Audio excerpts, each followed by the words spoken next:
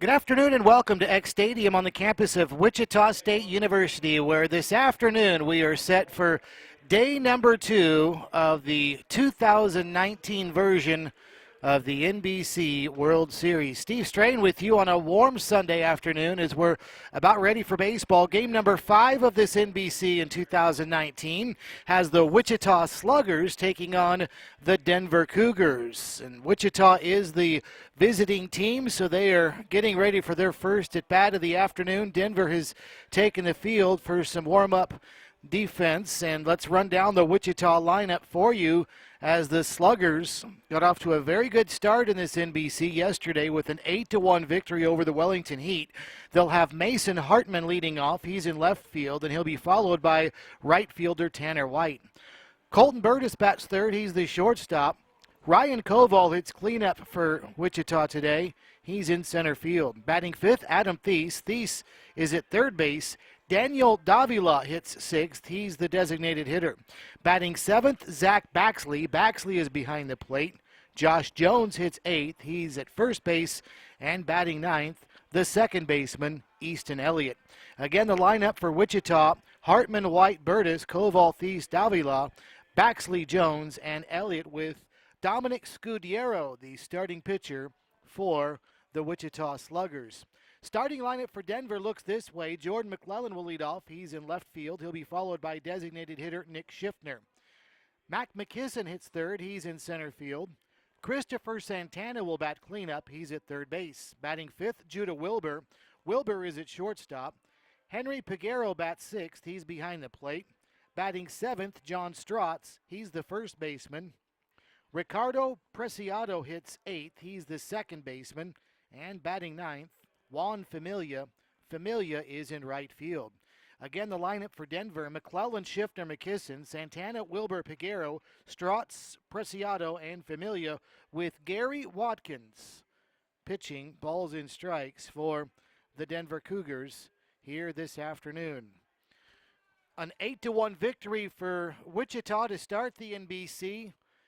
It would be a great start to this tournament for them if they could pick up another win on Sunday afternoon. Denver did not play yesterday, so this is their first game of the tournament.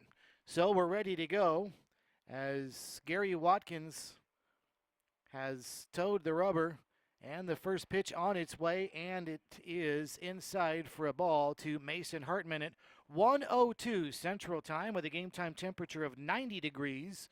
Wind out of the south at just under 20 miles an hour. 1 ball and no strikes to Hartman, and the pitch is outside for a ball.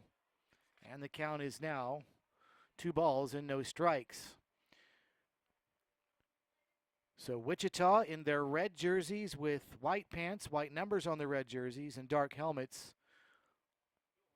White jerseys, white pants for Denver with dark sleeves. The 2-0 swung on and fouled out of play on the right side. And the count is now 2 balls and 1 strike.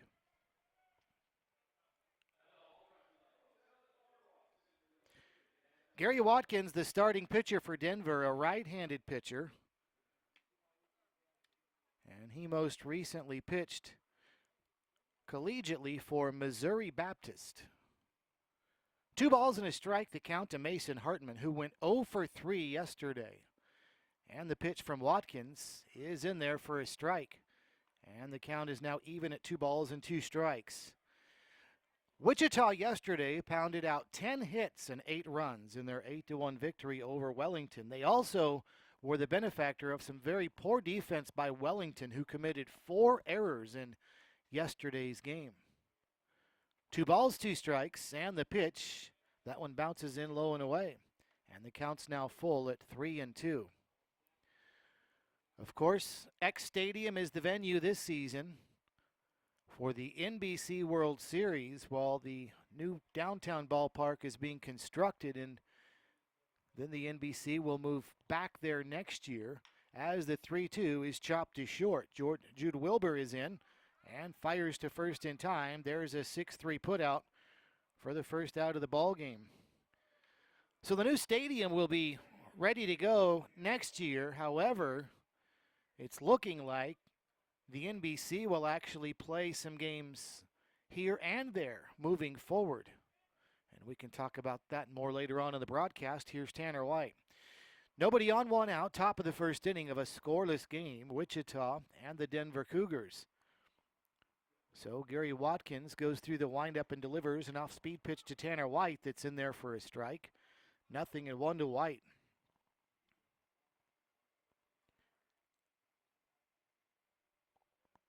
White was 1 for 5 yesterday. That one hit was a double. He also scored a run in the contest as he was fooled on an off-speed pitch there. Way out in front. He's quickly behind in the count. 0-2.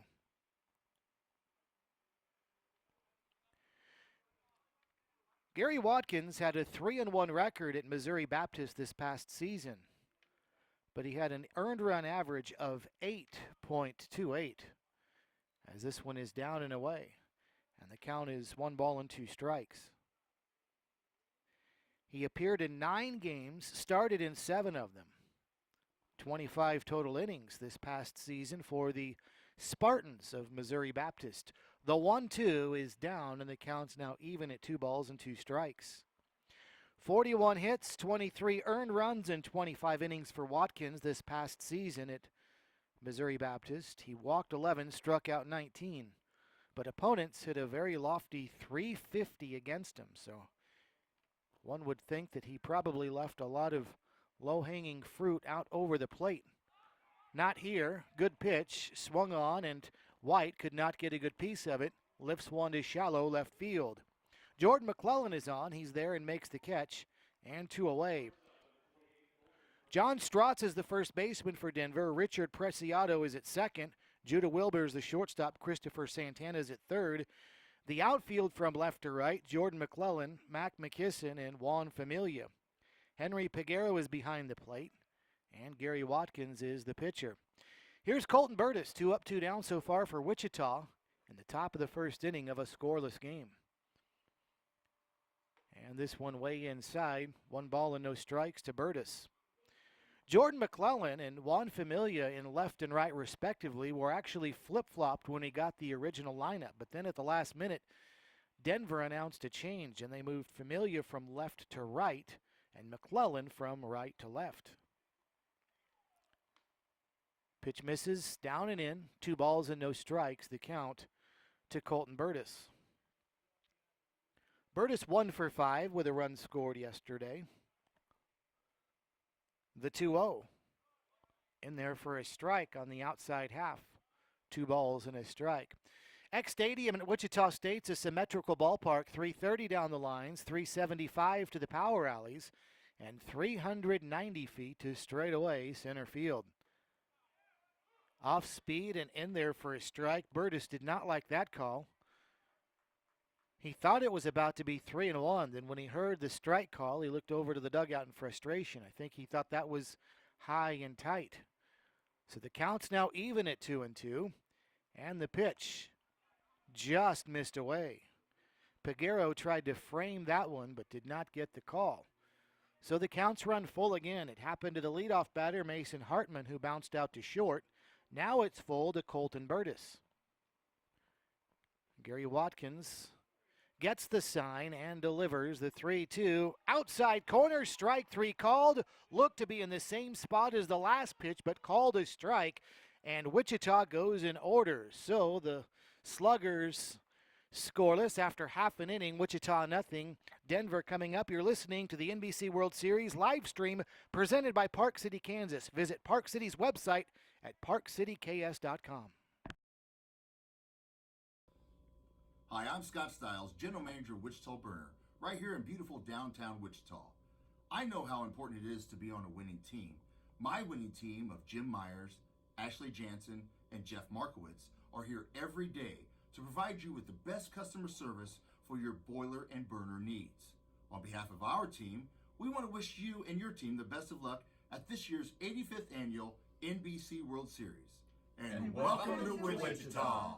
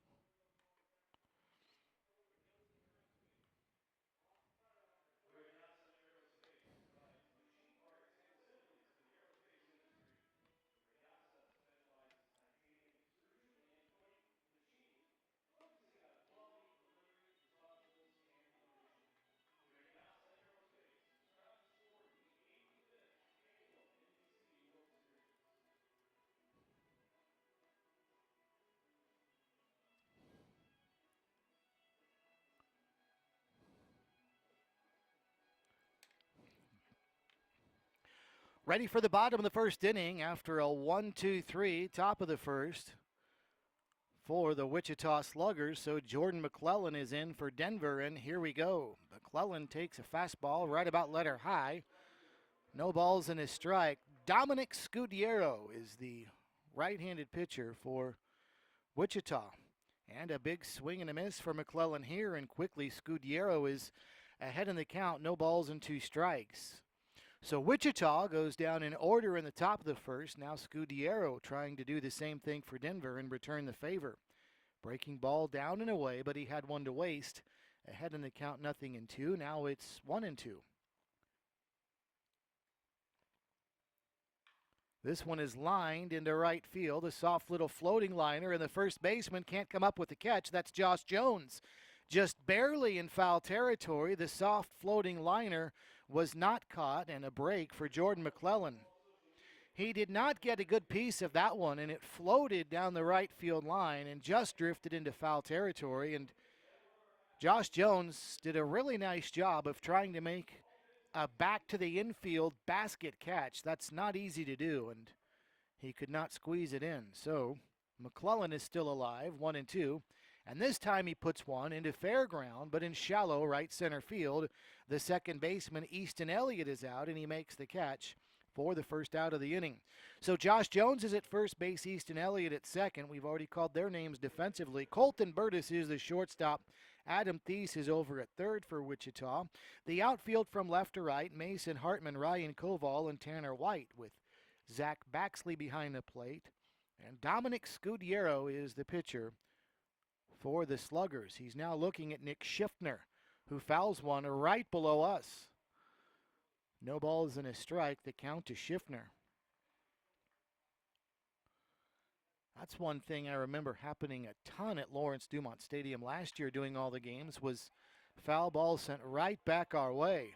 This one is swung on. It's a fair ball. It's deep to the gap, right center field. It's down. Schiffner rounding second. He's on his way to third, and he'll slide in head first with a one-out triple.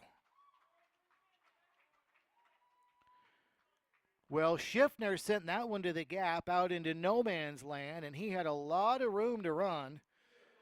A lot of time, more accurately, because that one scooted to the fence, and it took forever for Koval and center or White and right to get there. And by the time they did, Schiffner easily to third base. So one out and a runner at third for Mac McKisson, who takes for a ball, 1 ball and no strikes. So Wichita goes quietly in the first, but already a one-out triple for Denver in the bottom of the first. And this one is smoked to center field right at Koval. They're going to send the runner after Koval makes the catch. Here comes the throw. It's up the line and late, and a sacrifice fly for Mac McKisson as Schiffner scores, and Denver has taken a 1-0 lead. So 2 hard-hit balls, one of them a triple, and then McKisson, the hard-hit line drive to center, caught, but it does score the run, and Denver has drawn first blood. 1-0 Cougars as Christopher Santana steps in and takes a strike, 0-1. Scudiero's breaking ball just misses. It's 1-1. So back-to-back hard-hit balls, and if anything is well struck to left, it's got a really good chance of going out today with this wind. Right around 20 miles an hour. As the pitch is up high for a ball, it's 2-1. And it is out of the south, which means the wind is blowing out to left field. 2 balls and a strike that count to Santana, who sends one on the ground is short. Burtis Fields throws to first in time, a 6-3 putout. And that'll retire the side, but not before Denver gets a triple and a sacrifice fly. They've taken a 1-0 lead after 1. You're listening to the NBC World Series live stream presented by Park City, Kansas. Visit Park City's website at parkcityks.com.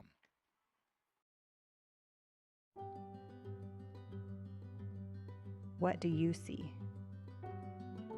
I see my daughter, a strong and independent woman. A skilled expert, living her life, and an inspiration to others. What do you see?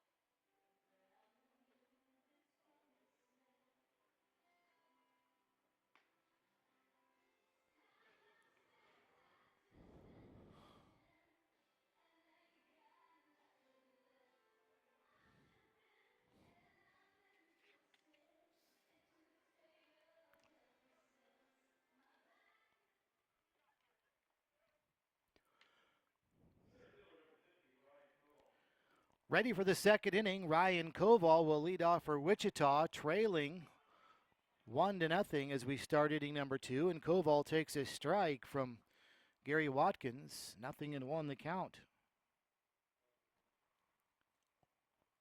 Watkins to Koval, swung on and missed. A big rip at that one. And quickly Watkins is ahead in the count. 0-2.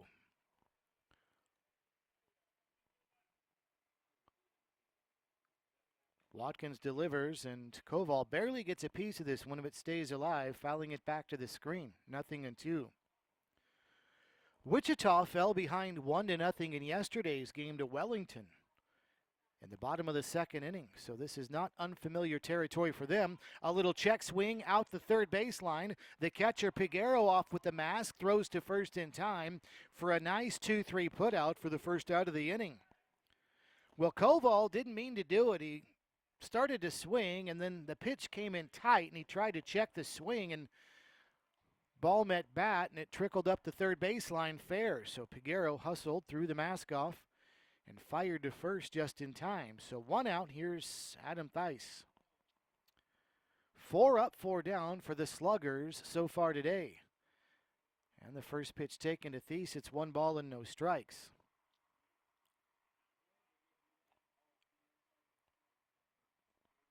Watkins ready, and this one comes inside, 2-0. So the Sluggers of Wichita were down 1-0 after 2 yesterday, but they scored 5 in the fourth, and then cruised after that to an 8-1 win. 2 balls and no strikes. The pitch swung on, bouncing ball to the right side. Preciado, the second baseman, to his left, and picks it up and throws to first in time. A 4-3 putout. And 2 away.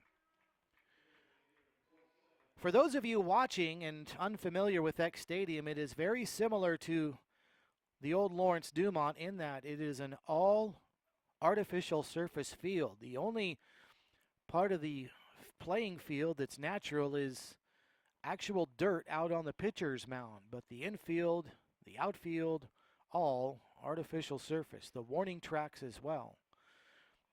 First pitch to Daniel Davila is taken for a ball outside, 1-0. So even on a fairly routine ground ball like the one hit just now by Theis, it's going to scoot out to the infielders pretty quickly. Pitch taken for a strike, and it's 1-1. As a result of that, infielders can play pretty deep because the ball will get to them quickly anyway. And that gives them more time to react and a little bit more ground to cover as well as the pitch is chopped foul. 1 ball and 2 strikes. In fact, Richard Preciado, the second baseman, is actually playing about 10 feet beyond the infield area. He's out in shallow right center field for this left-handed hitter, but again, you hit one on the ground his way, it's going to get there quickly enough anyway. Pitch high and away for a ball. And it's 2-2.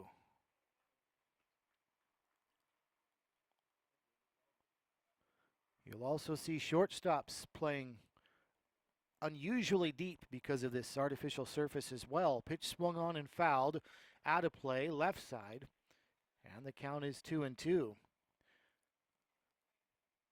Denver is the home team, and so they are using the third base dugout, but they're not actually in the dugout here at Eck Stadium. It's a makeshift dugout because this stadium is under construction. Breaking ball, swung on and missed. A good curve that time by Watkins. And it is 6 up, 6 down so far for Wichita. After an inning and a half, it's Denver 1, Wichita nothing. You're listening to the NBC World Series live stream presented by Park City, Kansas. Visit Park City's website at parkcityks.com.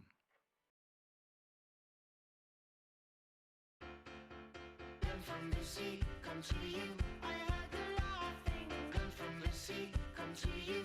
I'm someone like you. Na na na na na na na na na na. I'm going to Wichita. I'm going to Wichita. I'm going to Wichita. And I'm going to Wichita. Learn more at visitwichita.com.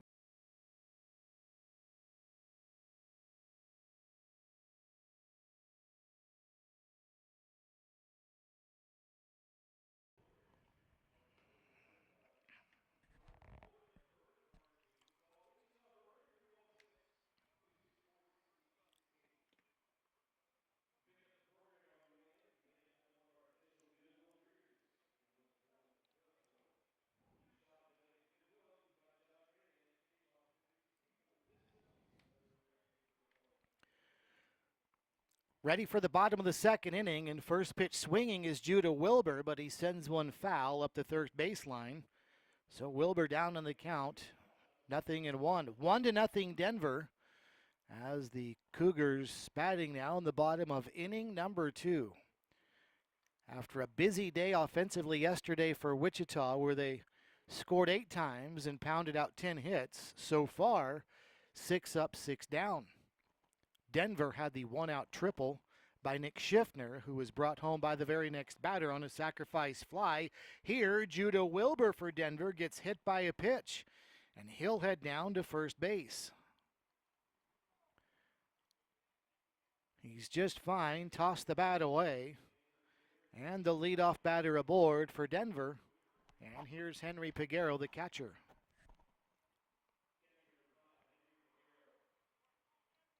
So the infield now for Wichita will set up for a possible ground ball double play. First pitch to Peguero is high and away for a ball, 1-0. And I mentioned the artificial surface here, the quick track that this game is played on at X Stadium. So as you can imagine, just like at Lawrence Dumont Stadium, you have the potential to see a lot of double plays. 1 ball and no strikes to Peguero. And this one just misses, a fastball that Zach Baxley tried to frame, but the home plate umpire says it missed away, and it appeared that it did.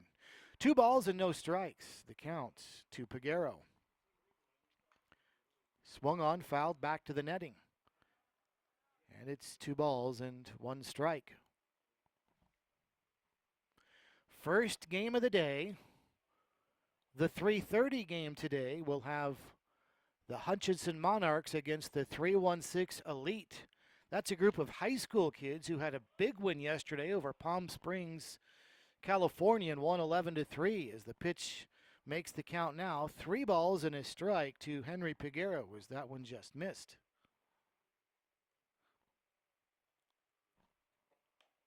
Big swing and a miss, and now the count's full to Peguero, 3-2. The 7 o'clock game today, the feature game, has the Hayes Larks and the Great Bend Batcats.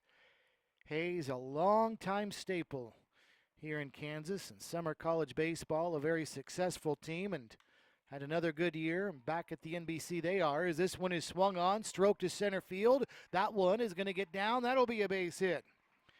Henry Peguero to center for a single. Down to second goes Wilbur. And first and second, nobody on for Denver here in the bottom of the second inning.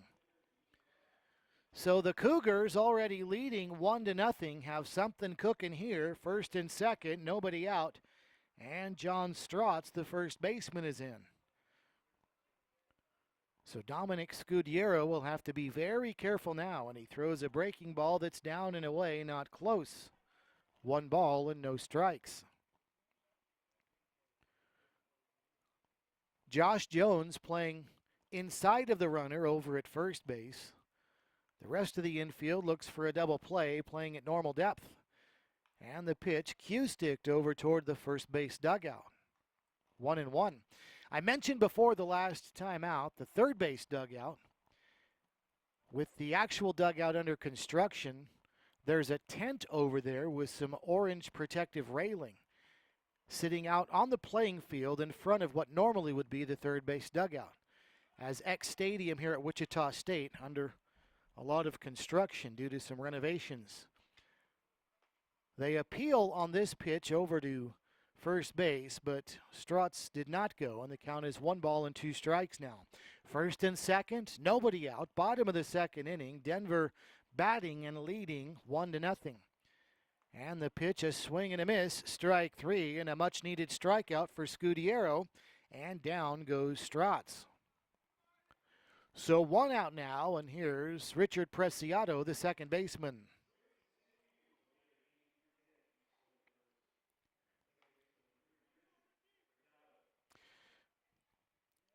So a big strikeout there.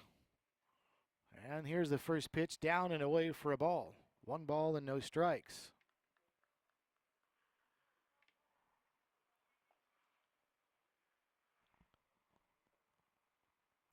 Preciado, the second baseman for the Denver Cougars. This one down and away. Baxley thought about throwing to one of the bases, but the runners retreat quickly. Preciado's from Yuma, Arizona.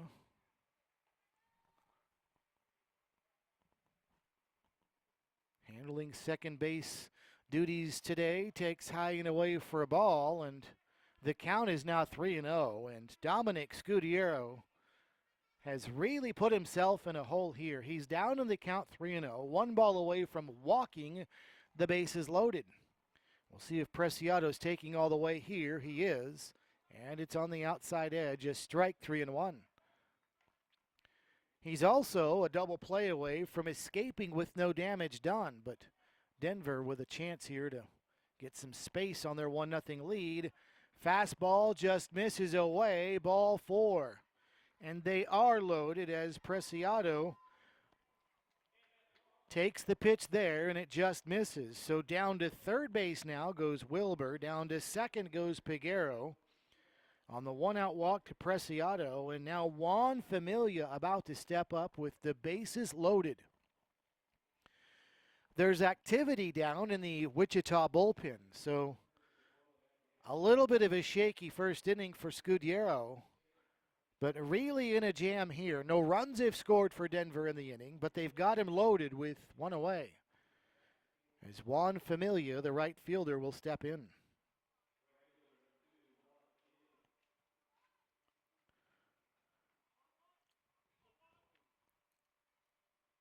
So Wichita desperately looks for a ground ball here. They're not going to get it. First pitch swung on, fly ball right field.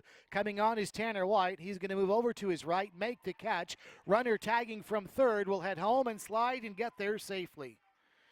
So Familia gets the sacrifice fly deep enough to right field to score the run. It's the second out of the inning, but Judah Wilbur scores from third, and it's 2-0. Denver's got the lead. Holding at second base was Peguero, which means Preciado is still at first. But the Cougars have taken a 2-0 lead. So back to the top of the order now with Jordan McClellan. Pitches away for a ball, 1 ball and no strikes. So sacrifice flies in each of the first 2 innings for Denver is how they've taken a 2-0 lead. High and tight for a ball, 2-0. And Scudiero, this has been the problem for him in this inning, falling behind hitters. He's down 2-0 and will have to throw another strike soon. Nobody holding the runners on. The pitch swung on and fouled, straight back. And that hits the facade right above our press box. There's some luxury suites up there, and it just missed those. So the count is 2 balls and a strike. And the pitch lifted, this one, into shallow right field. It's the first baseman backing up, and Josh Jones calls and makes the catch. All things considered, Wichita's got to feel good about that. Only another run for Denver. They leave 2, and after 2 innings now, Denver 2, Wichita nothing. You're listening to the NBC World Series live stream presented by Park City, Kansas. Visit Park City's website at parkcityks.com.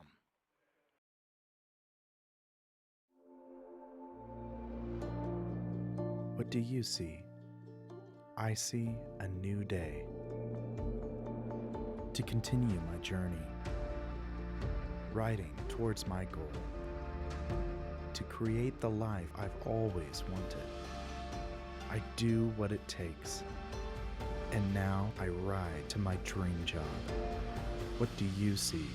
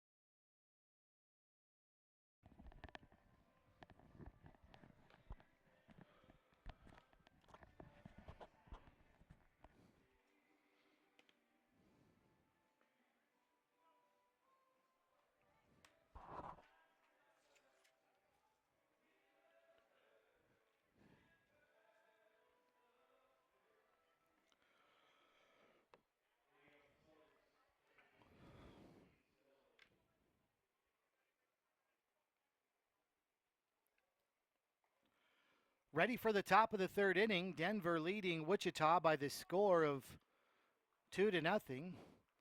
And the first pitch to Zach Baxley is inside for a ball. 1 ball and no strikes. And Baxley takes a strike here. And the count is now even at 1-1. So Wichita, no runs, no hits through 2 innings. In fact, it's been 6 up and 6 down. Baxley tried to check his swing there, but could not. And he's down on the count 1-2. So a good start for Gary Watkins, who came off of a shaky season at Missouri Baptist. Boy, that one was close. Pitch misses. And the catcher, Henry Piguera, with 2 strikes, thought it was going to be strike 3 and was ready to fire it around the horn, but he did not get the call from the home plate umpire. The count's 2-2.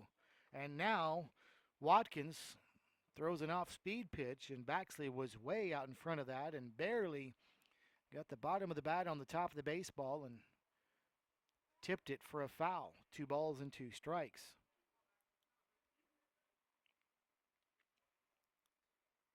I mentioned that Gary Watkins this past season at Missouri Baptist had opponents hitting .350 against him. That is the highest on his Missouri Baptist team. Misses close again, and the count's now full at 3-2. But so far, it's early, but so far he's been perfect. 3-2 the count here to the leadoff batter in the third inning, and there's ball 4. Not close, outside. And a leadoff walk to Zach Baxley.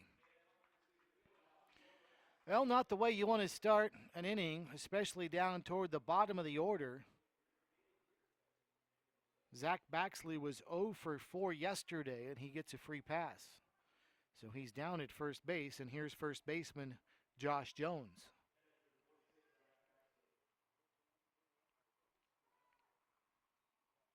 Jones is actually showing bunt here, and gets it down, a good one up the third baseline. The throw will be to first, and the job is done. So the sacrifice goes 3-4, and 5-3 is going to be the sacrifice, but down to second base goes Baxley.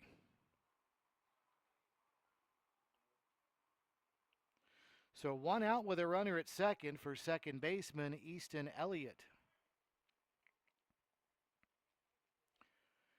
Elliott steps in from the left side of the plate. He's the number 9 hitter in the order, so we'll go back to the top of the order next with Mason Hartman.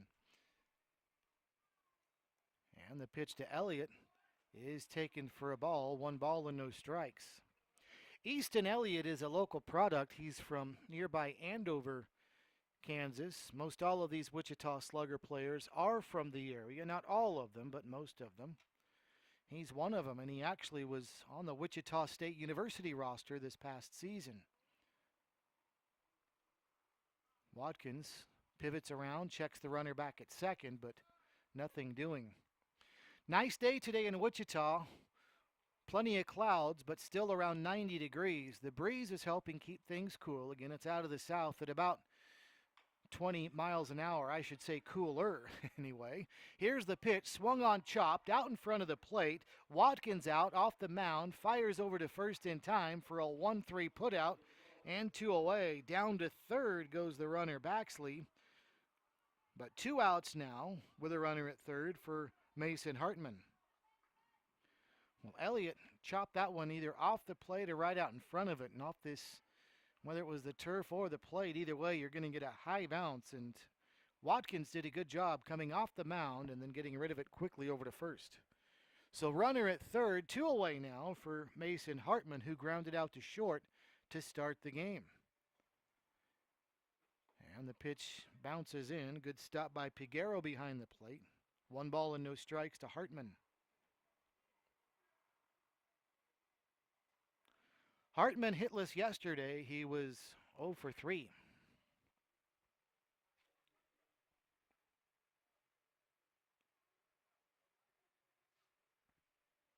Through this stretch goes Watkins, and the pitch swung on, and another chopper out toward short, and it's booted by the shortstop Wilbur. That's going to score a run. And it's 2-1 now. Denver with the lead. On a very routine bouncing ball to short, Judah Wilbur probably was looking to throw toward first before he looked the ball into his glove.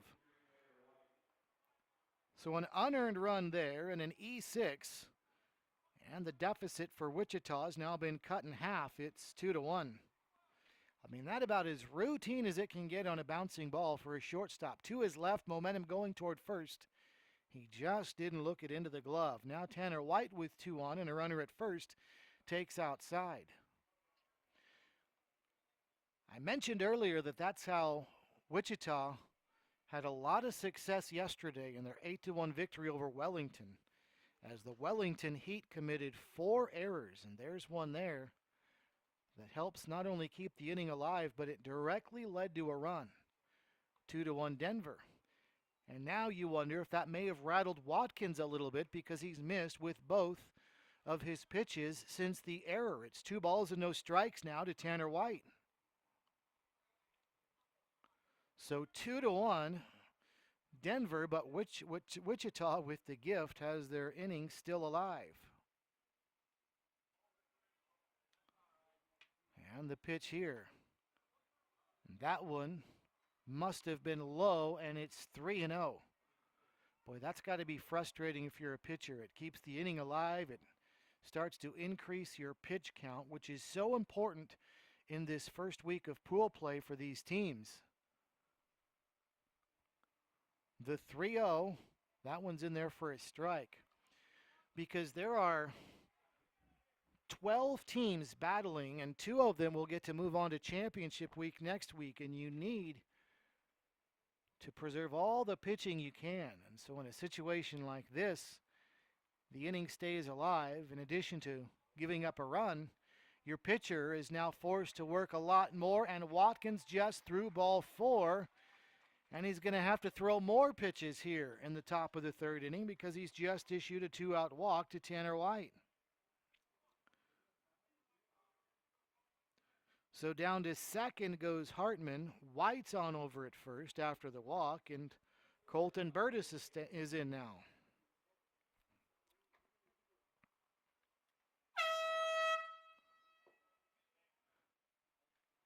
Well, the horn has just gone off because either the pitcher wasn't ready or the batter, or apparently they're not going to issue a ball or a strike, so maybe it was an inadvertent horn. Nonetheless, Colton Burtis' first pitch swings, rips one into left field for a base hit, and everybody will move up 90 feet. They are loaded now for Ryan Koval. Well, Burtis was right on top of that one and just smoked it into left for a 2-out base hit.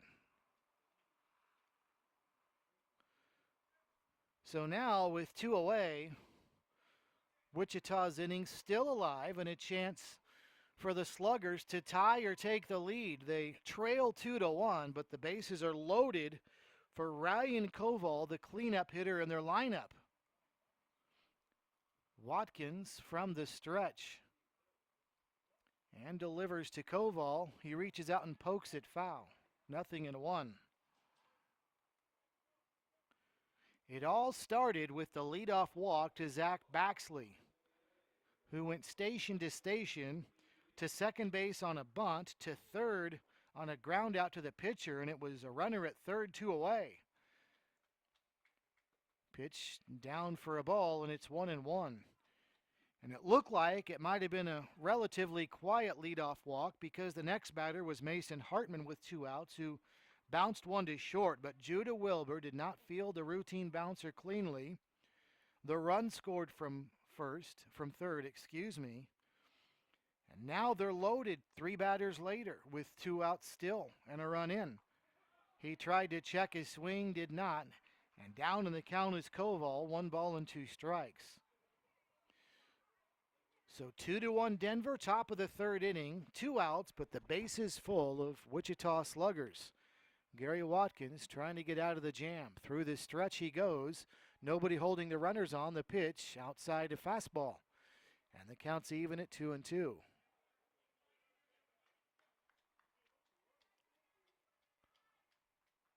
The outfield, playing Ryan Koval, fairly shallow. Kind of surprising for a right-handed hitter with the wind blowing the way it is. He sends this one off the very end of the bat up the first baseline, and it stays foul. That one had, you would assume, maybe a little bit of side spin. Almost wondered if it might have started to trickle back fair, but it never did. So the runners retreat. Back to third goes Hartman. Back to second goes White, and Colton Burtis back to first. We'll try it again. 2 balls, 2 strikes, 2 outs. Bases loaded, top of the third. Denver holding a 2-1 lead. But Wichita threatening. Here's the 2-2 pitch. Swung on and sent to deep center field. McKisson's on his horse. He's not going to get there. It bangs off the wall in center. It's going to score 3. Down to second base goes Koval with a long, loud, bases clearing double, and Wichita has taken a 4-2 lead.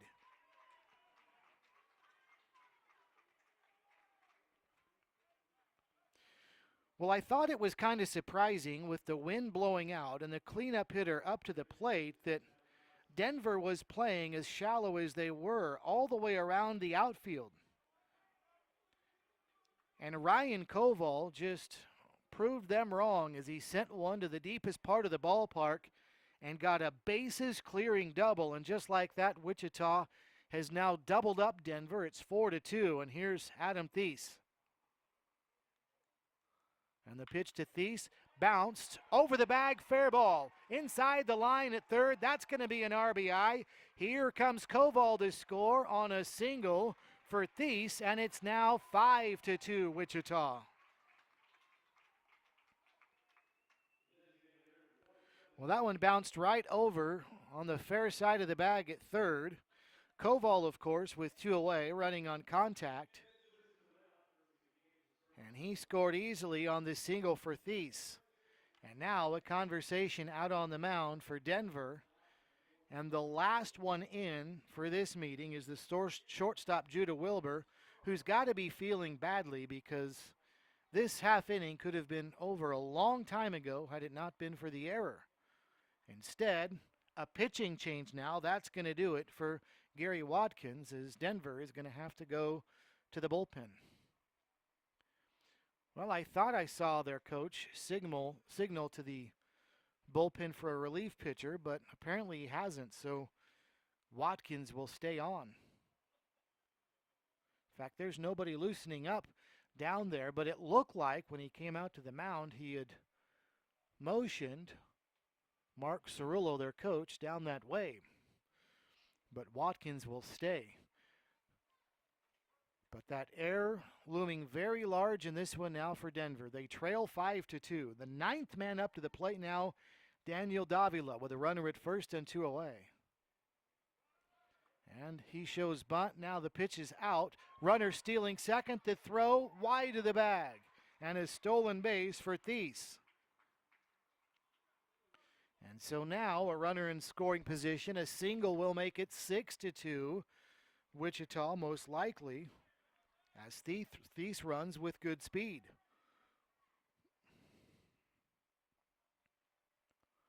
Through the stretch, Watkins. Nobody holding the runner on. Wilbur, the shortstop, bluffing to the bag. Now the throw is home, taken for a strike. It's 1-1.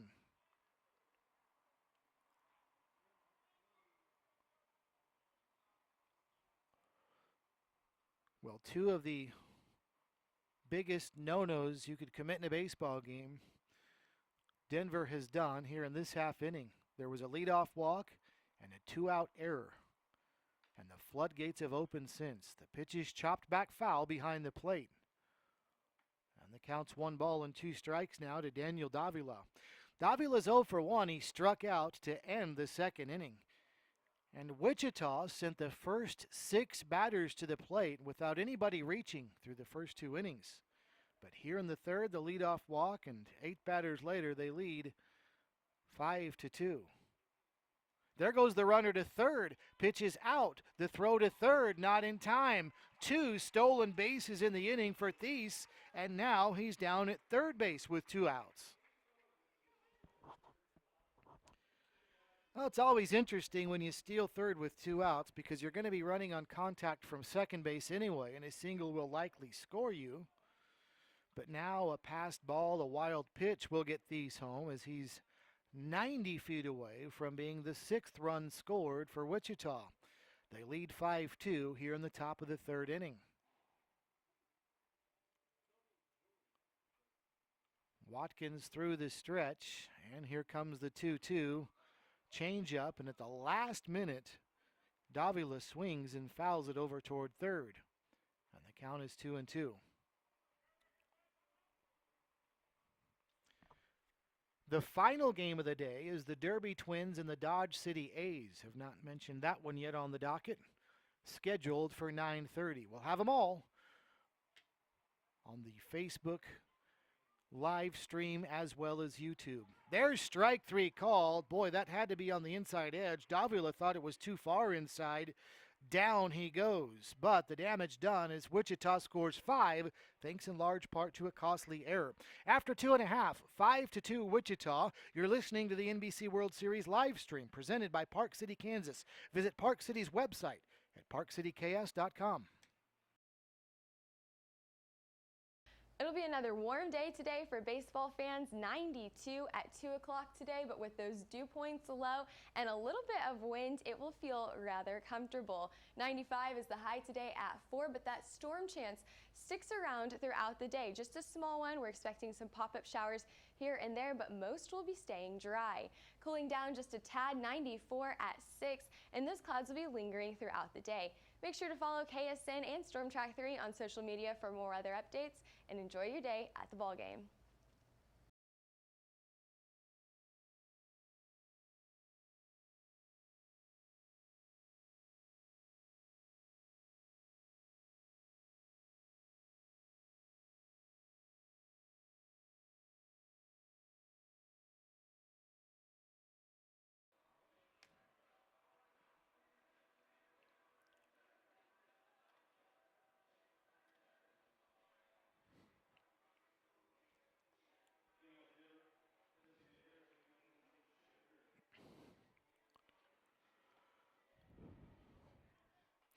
Nick Schiffner to start the bottom of the 3rd inning for Denver. The Cougars trailing for the first time today now as it's 5-2 Wichita after the Sluggers put up a 5 spot in the top of the 3rd inning. Schiffner swings and misses from the first Dominic Scudiero offering for a strike and now takes for a ball. 1 ball and 1 strike. Well, Scudiero has danced in and out of trouble in each of the first 2 innings. Let's see if the 3-run lead allows him to settle down a little bit. He took a lot off of that one, and a change was fouled back, and he's ahead in the count 1-2. That's something he's not done a lot of, get ahead in the count. So we'll see if that continues. Just misses there. Baxley tried to frame, but a ball, 2 balls and 2 strikes.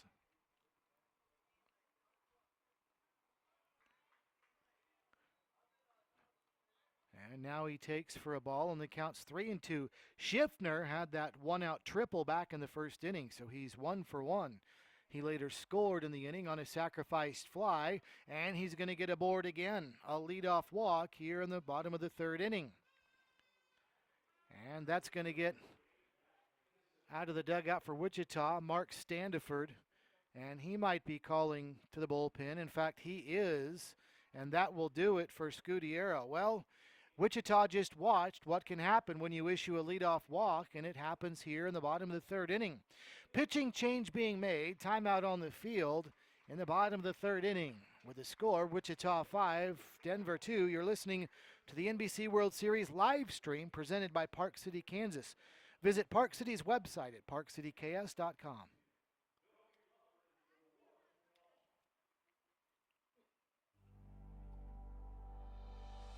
No one should live a life burdened with type 1 diabetes. And the day is coming when nobody will, because we're here to cure it. And we're working to improve the lives of those affected by this relentless disease today by finding new therapies and advancing them to market, by advocating for greater access and better choices, by deepening our understanding of the disease. At JDRF, we're fighting T1D. We're making life better for those who live with it. while creating a world without it.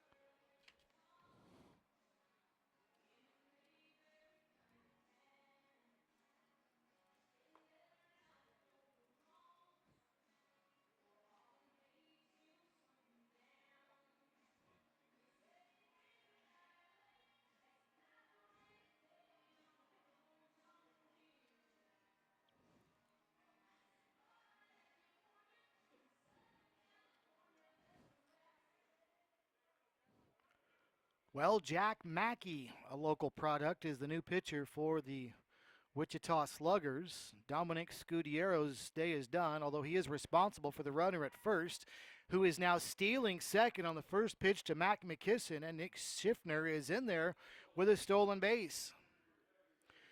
So McKisson takes the ball away, stolen base for Schiffner. Again, he is the responsibility of Scudiero. A runner at second with nobody out here in the bottom of the third inning. 5-2 our score. Wichita's got the lead. Mackey to McKisson, who's bunting, and this one is foul. And the count's 1-1.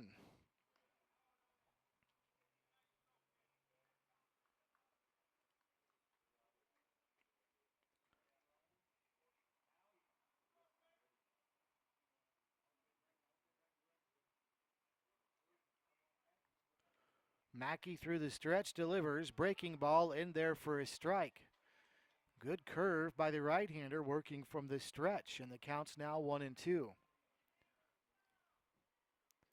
The wind may have picked up a little bit. That flag is blowing, and it is erect out in right field, blowing out toward left. Here's the 1-2. Off speed and taken for a strike. Well done by Mackey. McKisson doesn't like the call, looks back at the home plate umpire, but he's rung up for a strikeout looking and one away here in the bottom of the third inning. Well, that's just what Wichita needed, the strikeout there with the runner at second. And now here's Christopher Santana.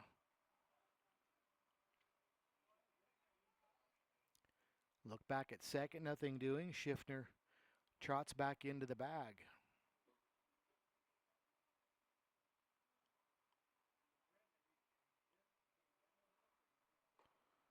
Pitches home to Santana, but misses in tight for a ball. 1 ball and no strikes.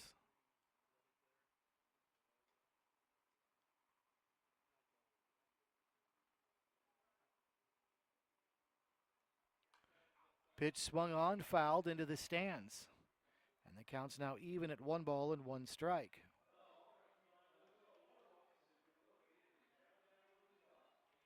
Runner at second, 1 away. Bottom of the third inning, 5-2. Wichita's Sluggers with the lead.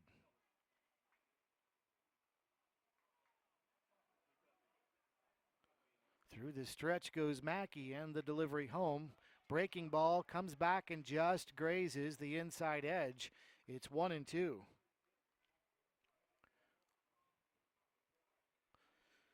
So Nick Schiffner has been in scoring position after reaching base both times. A triple in the first inning, a walk and a stolen base puts him at second here in the third. Now he's trying to steal third, but Mackey picks it up. Mackey is running him down. He's between second and third. Now the throw to the shortstop, and Burtis tags him out for a 1-6 putout.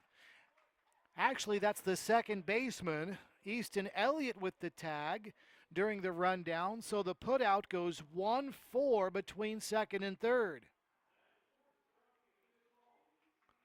Well, Schiffner thought he was going to catch Mackey napping, but Mackey had not started his motion home. Somebody hollered, there goes the runner, and Mackey saw it. and alertly, rather than throwing, just ran at the runner, which is what they teach you to do at a rundown, and then threw back towards second base. Schiffner was heading that way. Easton Elliott was there for the 1-4 putout. 2 balls and 2 strikes to Santana. And did he go around? He did. And a strikeout, and a great job by Jack Mackey coming on in relief What do you after see? the leadoff walk. So I'll no tell you what I runs after the don't see. leadoff walk, and after 3 innings, it's don't see a Wichita 5, dropout. Denver 2. You're listening I don't to the see NBC laid World off. Series live stream presented I by don't Park see City, hopeless. Kansas. Visit Park City's website at parkcityks.com. I see our future, bright and prosperous. What do you see?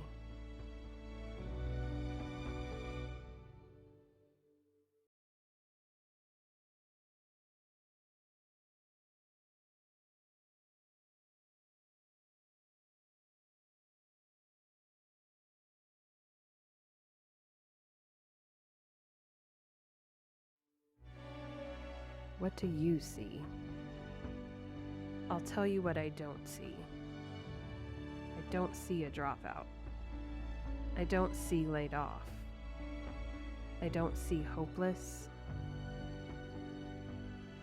I see our future, bright and prosperous.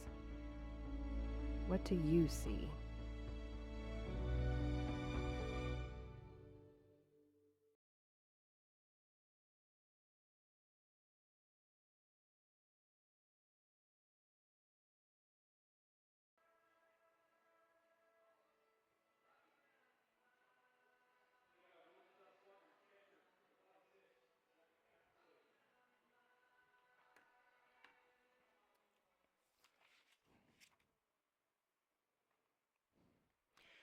Well, Zach Baxley led off the 3rd inning with a walk that started a big inning for Wichita. He'll also lead off the top of the 4th. Sluggers leading Denver 5-2. The first pitch from Gary Watkins is a breaking ball up high, 1-0. Baxley, Josh Jones, and Easton Elliott, the bottom 3 in the order for Wichita, with a 3-run lead. Fastball high and tight for a ball. It's 2-0. So Gary Watkins issued the walk to Baxley as the leadoff hitter in the last inning. Not a good start here. Down 2-0. And now the pitch swung on and chopped foul over toward the third base dugout. And the count's 2-1. Wichita off to a good start and trying to go in 2-0 in pool play, which would go a long way in helping them qualify for championship week next week. This is the first game of this tournament for Denver. Breaking ball swung on and missed, as that one, the bottom pretty much fell out of on a curve, and it's now 2-2 to Baxley.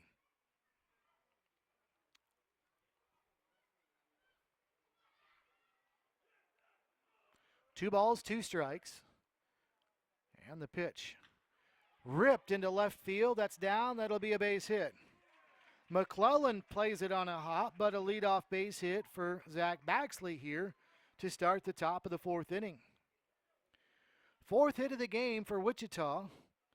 And for the 2nd inning in a row, not only is their leadoff batter aboard, but for the 2nd inning in a row, it's Zach Baxley. So here's first baseman Josh Jones. Jones laid down a nice sacrifice bunt back in the 3rd inning. It went 5-3, but it helped get the big inning started for Wichita. Of course, they got a lot of help from the error at shortstop, but nonetheless, Jones did his part, doing what he was asked to do. Watkins looks over at first. Not a big lead over there for Baxley. Now he jumps away, gets his lead. The pitch is low. And the first throw home to Jones makes it 1 ball and no strikes. There are 4 pools, A, B, C, and D, with 3 teams each. That's 12 teams. The top 8 teams will play Tuesday in a single elimination tournament. 4 of them will play Wednesday, and the 2 winners on Wednesday will qualify for championship week of the NBC. So We have 12 teams going for the next few days, and by the end of the day, Wednesday, we'll have that narrowed down to 2. Then all of the championship week teams come in, and they'll be joined by 2 from the 12 teams playing here this weekend and on through Wednesday. Pitch taken, it's a strike to Josh Jones. I believe the count's 1-1, but the scoreboard says 0-0. Now he's showing bunt again, but this one is up high. And I think the count is 2-1.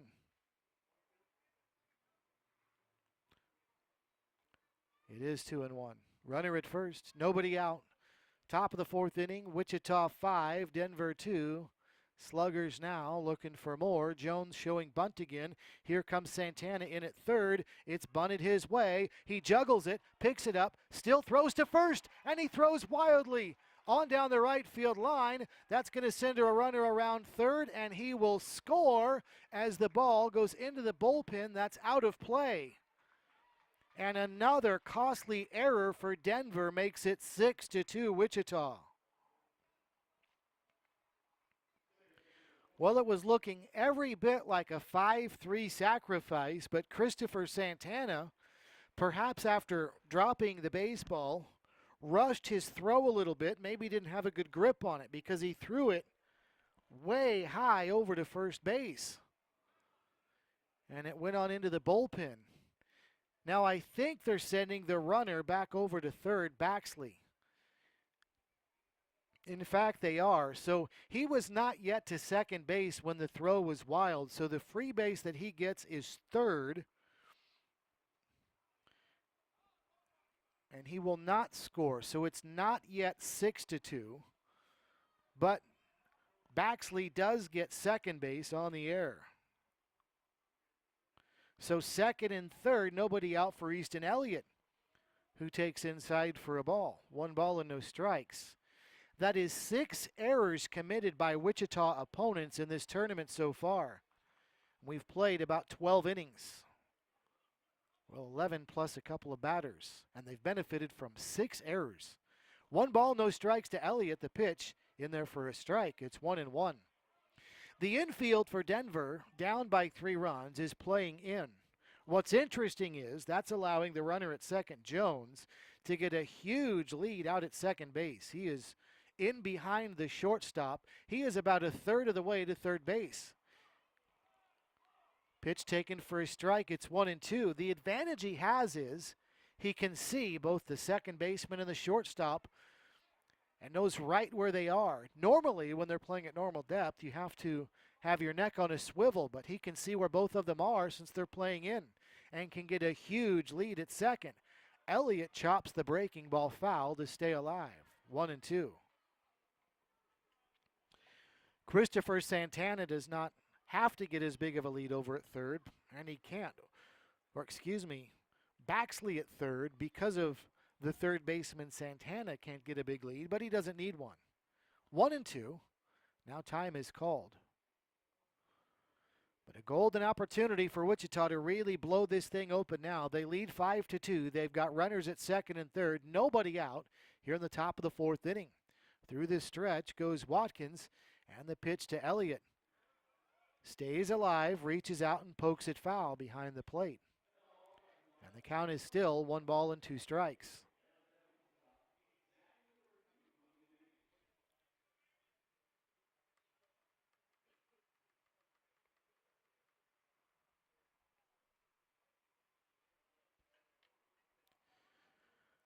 One and two. Gary Watkins crouches down when he works from the stretch, then stands upright, gets the signal and delivers, and Elliott bounces one over to the right side, gloved nicely by the second baseman, but he's going to throw home, and it's bounced in late. A run scores at 6-2 Wichita.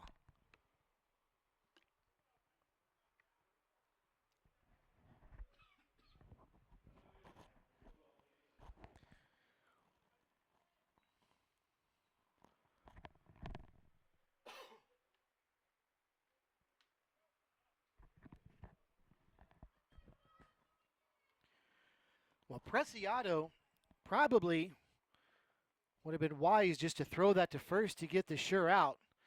But he spun around at a 360 and really had no chance of getting the runner from third. Now a little flare sent into shallow right field. That's down. It'll score another run. Heading to third is going to be Elliott. That throw will be cut off, and nobody is at the bag at second, so Mason Hartman gets an RBI single and advances to second on the throw, and it's now 7-2. Wichita's got the lead.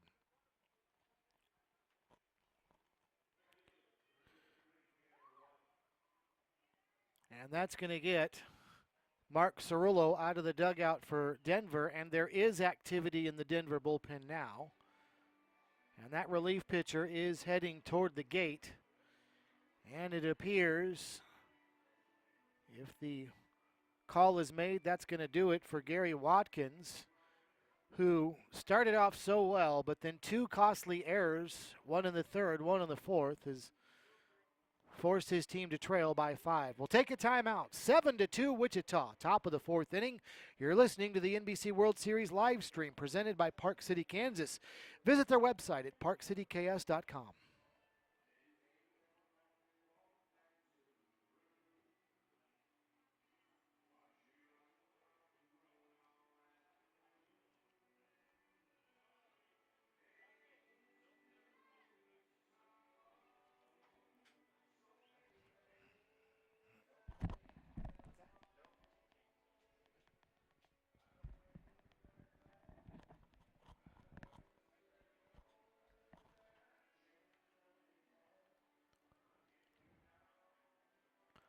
Well, once again, Denver has fooled me. I was looking down in the bullpen, and the relief pitcher came to the gate and was unlocking the gate.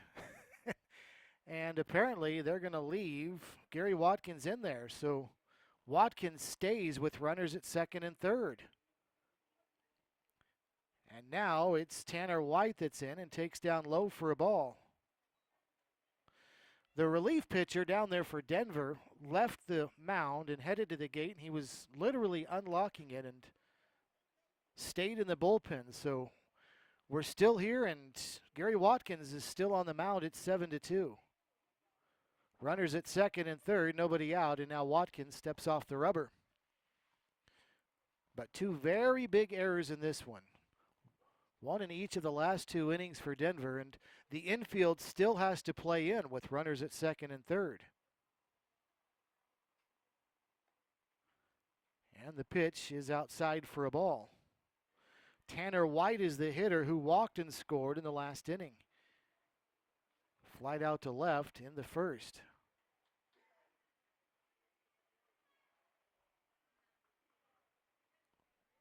Watkins bends at the knees, now straightens up again as he does from the stretch, delivers home, and this one is bounced foul over toward third. Mark Standiford, the coach for Wichita, tried to field that on a hop or two and unsuccessful. Well, there is activity in the bullpen for Denver, and you would think that the leash has gotten a lot shorter for Gary Watkins, although again, with the errors committed, this is certainly not all on him. 7-2, Wichita's got the lead. They're looking for more. Nobody out here in the top of the fourth. Runners at second and third. Did he go around? He did. That's strike 2 to White. And the count's even at 2-2. Tanner White's been busy on the base paths in this tournament already. He was 1 for 5 yesterday, but that one base hit was a double, and he also scored a run. He's walked and scored a run today. 2-2, and the pitch down and in, and the count's full at 3-2. And now Gary Watkins is in danger of loading them up.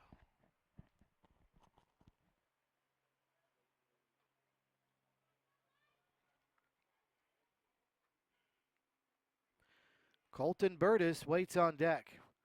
Outfield again for Denver, playing really shallow. And here comes the pitch to White. Bounce through on the right side. That'll be a base hit. It's going to score at least one. They're going to send the runner around second. He will score as well. That's Hartman. Now the runner going down to second on the throw home. He will get there. White with 2 RBIs and a single. He advances to second on the throw home. And Wichita has upped their lead now. It is 9-2. So a 2 RBI single for Tanner White, who goes to second on the throw. And now a pitching change for Denver. Confirmed. That's it for Gary Watkins. Timeout on the field, 9-2 our score. Wichita's got the lead. You're listening to the NBC World Series live stream presented by Park City, Kansas. Visit their website at parkcityks.com.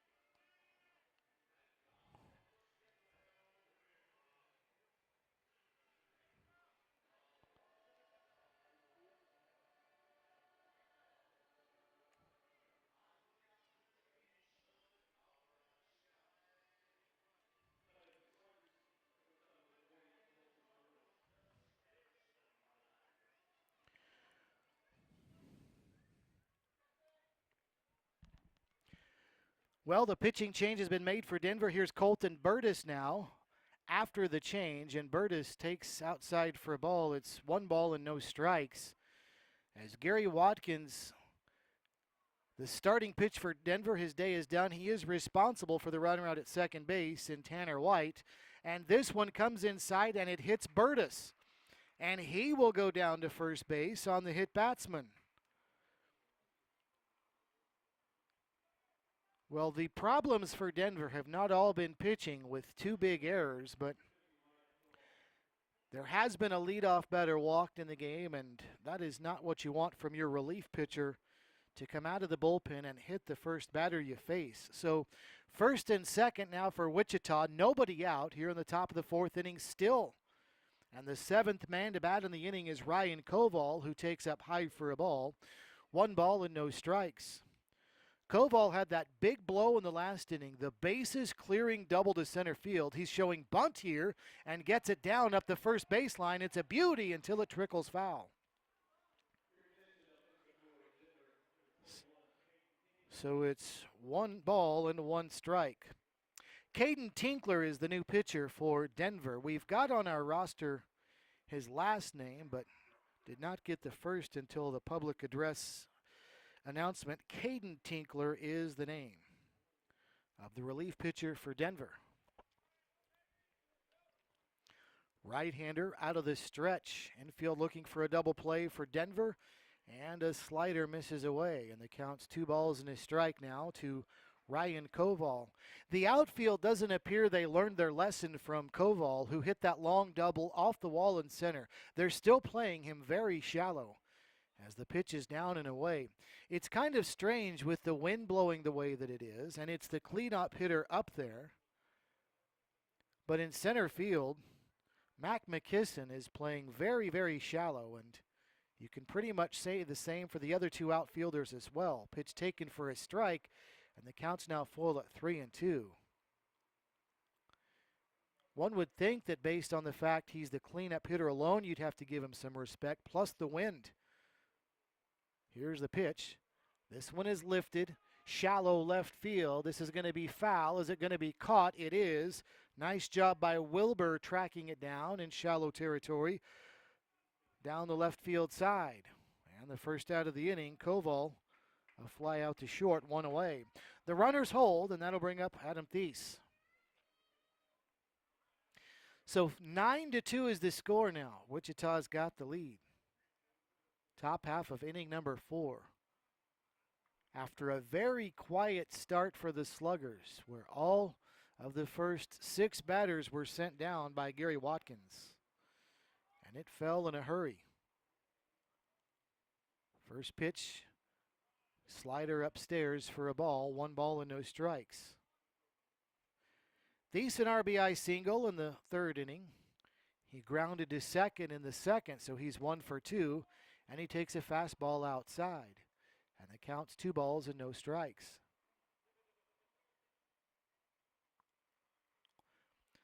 The first of 4 games today.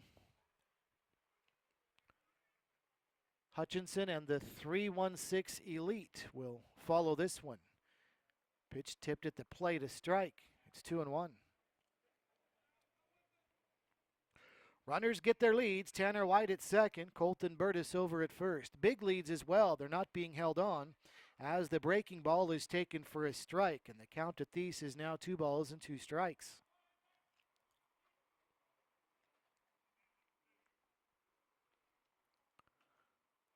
Pitches down and away. Tinkler working pretty quickly, but the count's full at 3-2. Outfield still playing Thies, the third baseman and right-handed hitter. Fairly shallow here in the top of the 4th inning. And the full count pitch inside, and it hit him. It hit him, and down to first base goes Thies, and they are loaded again for Wichita. So Daniel Davila will step up to the plate now with the bases loaded and only 1 out. And he is the 9th hitter to hit in the inning for Wichita. In fact, they're not even going to bring Davila out. It's a pinch hitter. And it's going to be Chris Lopez. So Chris Lopez, who hails from Puerto Rico, is in. And he will hit for Davila. Davila's the starting designated hitter, so Lopez moves into that spot. And a high leverage opportunity here with the bases loaded and 1 away, and he fouls the first pitch back out of play. And 0-1 to Lopez. So 2 big crooked numbers so far in the last 2 innings for Wichita. They may not be done. 5 in the 3rd and 4 so far here in the 4th. But the bases are loaded, 1 away. The pitch to Lopez. Bouncing ball back up the middle. This could be 2. Step on the bag for 1. The throw to first in time.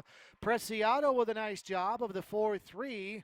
And the side retired. So the damage done for Wichita again, but it could have been worse as they had him loaded. But after 3.5, it's now Wichita 9, Denver 2.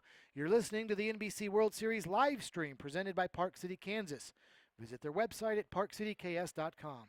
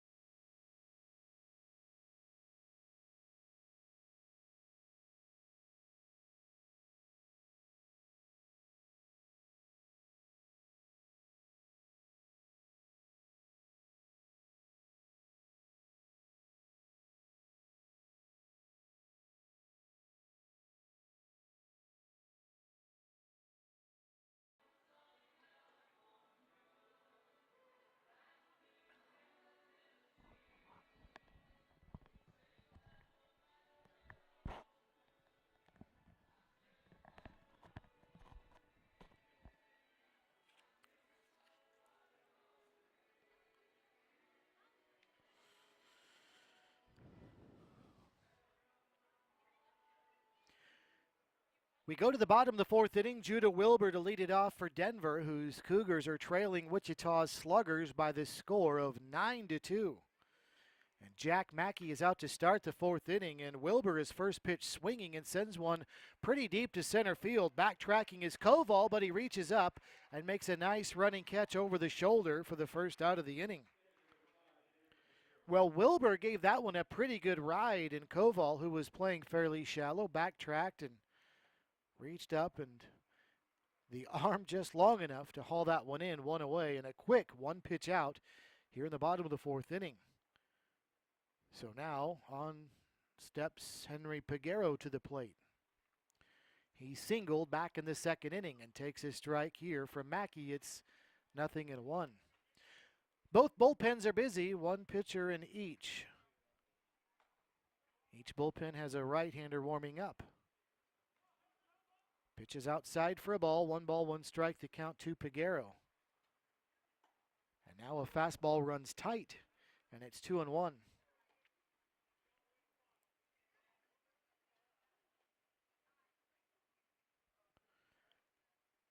Mackey stretches, even with nobody on, delivers, swung on and missed, and the count's now 1-2. Jack Mackey came on in the last inning and did a really nice job. He got back-to-back strikeouts, one looking and one swinging, and so far, 3 up, 3 down, maybe 4 for 4. Bouncer to short, fielded by Burtis. Low throw to first, dug out by Jones. A nice play by Josh Jones at first, and indeed the 6-3 putout means 4 up, 4 down since Mackey came on. And now here's John Strotz. Strotz struck out in the second inning. He's 0 for 1. Dominic, the pitcher Scudiero for Wichita, only struck out 1 in his 2 1/3 innings, and already Jack Mackey has struck out a pair, and he has pitched 1 1/3. 1 ball, no strike to Strotz. Fastball just misses in, and the count's 2-0. It was a fast start for Denver.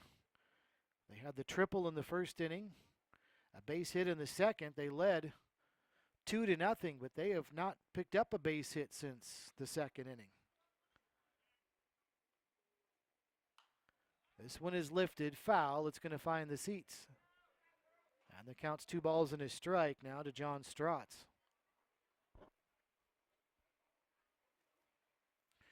Wichita's picked up 9 runs, but only on 6 hits. It not only helped getting the 2 errors that led to runs, but also a bases clearing double. So you get 3 runs on 1 hit with that double that they picked up high and tight for a ball.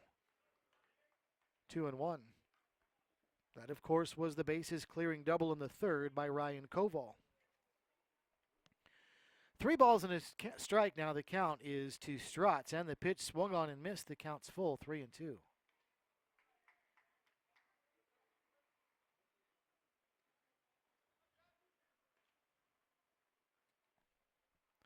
Through the stretch goes Mackey.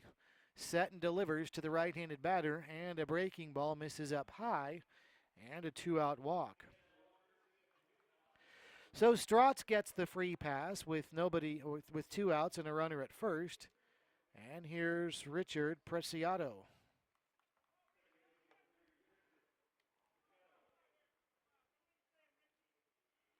Preciado walked back in the second inning, and he swings and misses here. A strike to him, 0-1.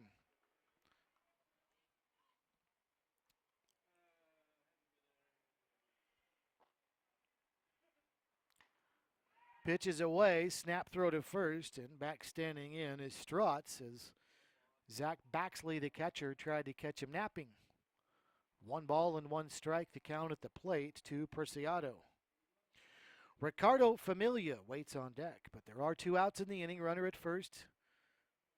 Bottom of the fourth inning, 9-2, Wichita over the Denver Cougars.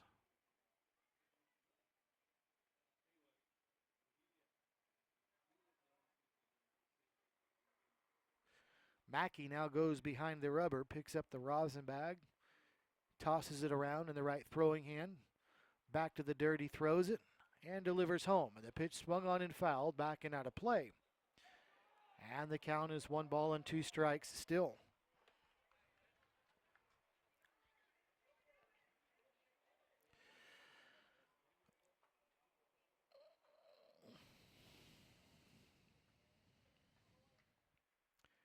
Mackey set again, delivers. Pitch swung on, lifted, right field. Coming on and over to his right, Tanner White's there. And he tracks it down, and this side retired. So a 2-out walk, all the noise for Denver in the 4th. We'll go to the 5th, 9-2 Wichita. You're listening to the NBC World Series live stream presented by Park City, Kansas. Visit their website at parkcityks.com.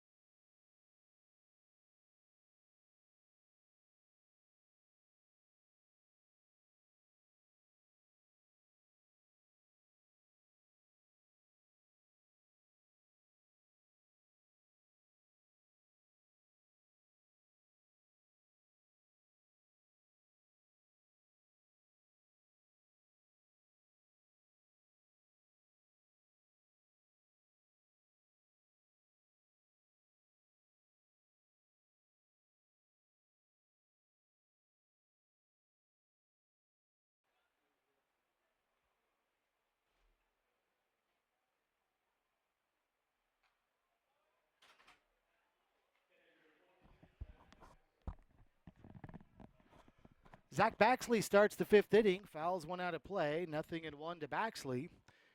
His Wichita Sluggers leading by the score of 9-2 here in the top of the 5th inning. Caden Tinkler is back out working for Denver after coming on in relief in the last inning, and a breaking ball in there for a strike. And the count is actually 1 ball and 2 strikes to Baxley, who has been aboard both times, walked in the 3rd inning, singled in the 4th. Tinkler through the stretch and delivers home, and another breaking ball down and away. The slider misses. It's 2-2. Baxley, Josh Jones, and Easton Elliott, the 3-2 up for Wichita. 7, 8, and 9 in the order for the Sluggers, who lead by 7, 9-2. And the 2-2 pitch in tight for a ball. And the count is now 3-2.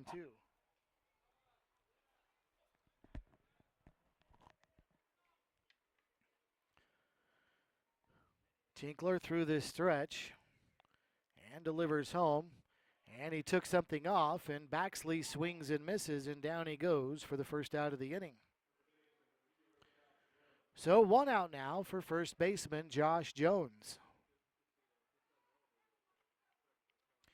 Jones, a big first baseman for Wichita, but he has been asked to play some small ball in both of his plate appearances, laying down bunts both times up the third baseline. Swinging away here and sends one back to the screen, 0-1.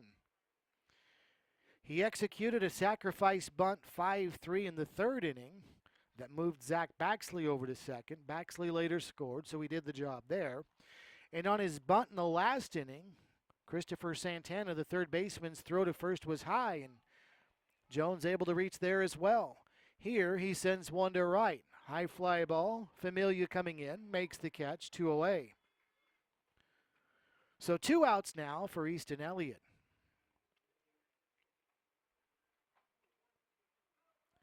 Elliott is last time up in that big, well, actually they're going to get a pinch hitter up there for him, it looks like. So let's see who Wichita's got out of the dugout. It looks like it's Khalil Thrasher. So Thrasher will be the pinch hitter for Elliott.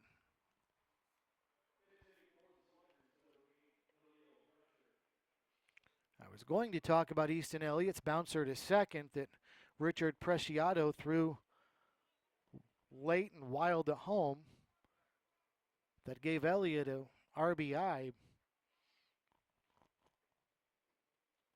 But Elliott is now getting pinch hit for as Thrasher takes outside. But that's one of the things you do when you've got a 7-run lead in the World Series halfway through the game. Get some guys off the bench and in and a chance to play.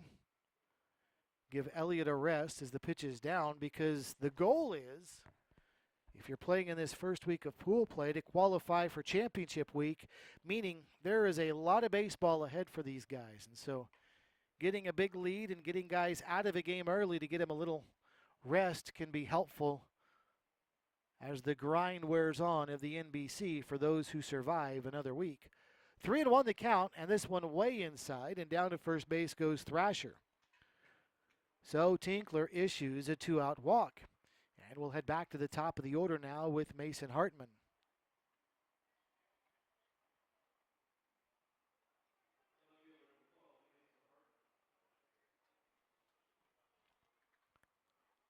Hartman singled and scored his last time up. He is also the one who bounced to short back in the third inning when Jordan Wilbur misplayed the bouncing ball. It would have been the third out of the inning. Instead, Wilbur did not come up with the ball cleanly, and that turned into a 5-run third inning for Wichita. Inside for a ball, 1 ball and no strikes to Hartman. 1 for 3 today, 0 for 3 yesterday, and he takes a strike. 1 ball and 1 strike.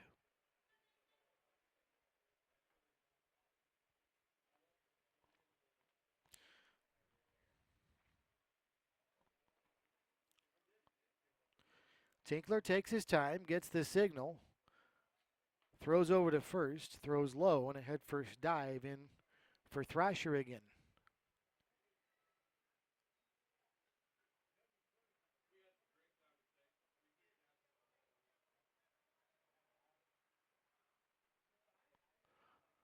One ball, 1 strike, runner at first, 2 away.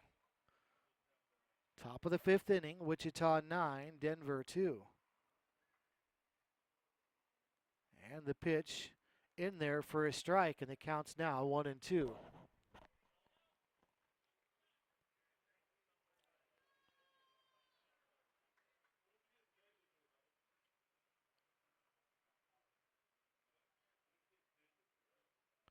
Tomorrow, Wichita will play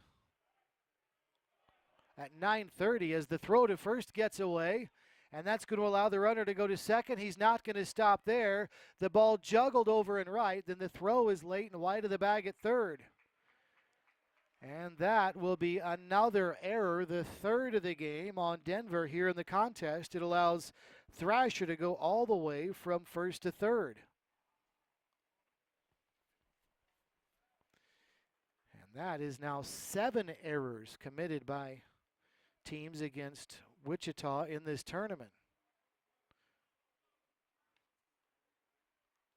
So with a runner at third, here comes the pitch. Reaching out and poking it is Hartman out behind the bag at second, and Preciado is there and makes the catch side retired. So Wichita comes up empty in the 5th. They strand one at third, halfway home this afternoon. The score, Wichita 9, Denver 2. You're listening to the NBC World Series live stream presented by Park City, Kansas. Visit their website at parkcityks.com. From the sea, come to you. I heard the laughing. Come from the sea, come to you. I'm someone like you. Na na na na na na na na na na na. I'm going to Wichita. I'm going to Wichita. I'm going to Wichita. And I'm going to Wichita. Learn more at visitwichita.com.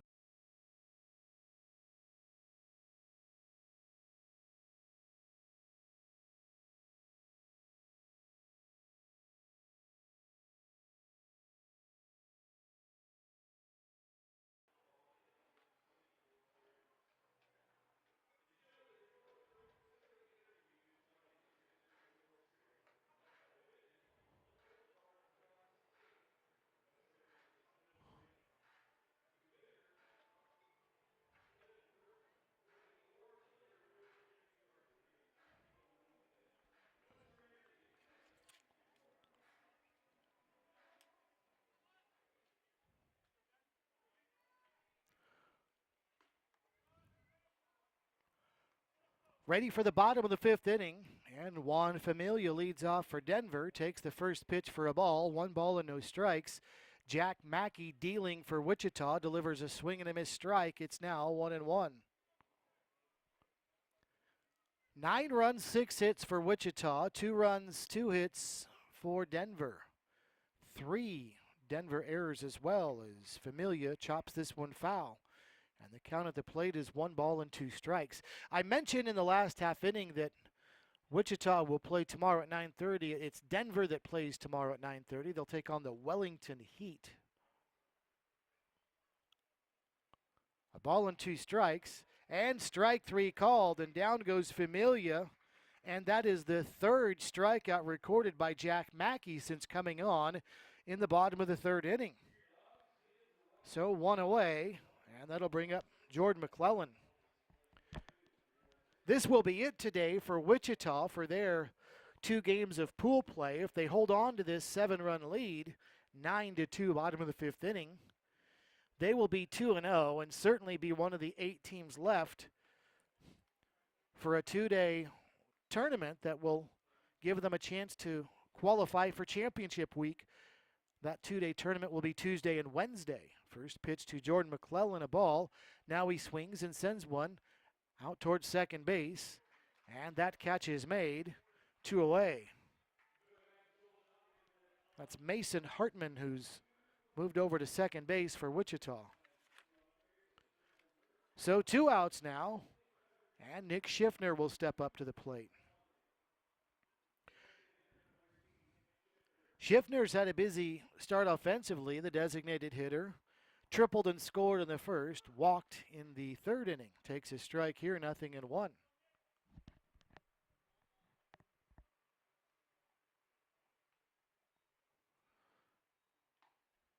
Swung on an off-speed pitch, just barely got a piece of it. 0-2 to Schiffner.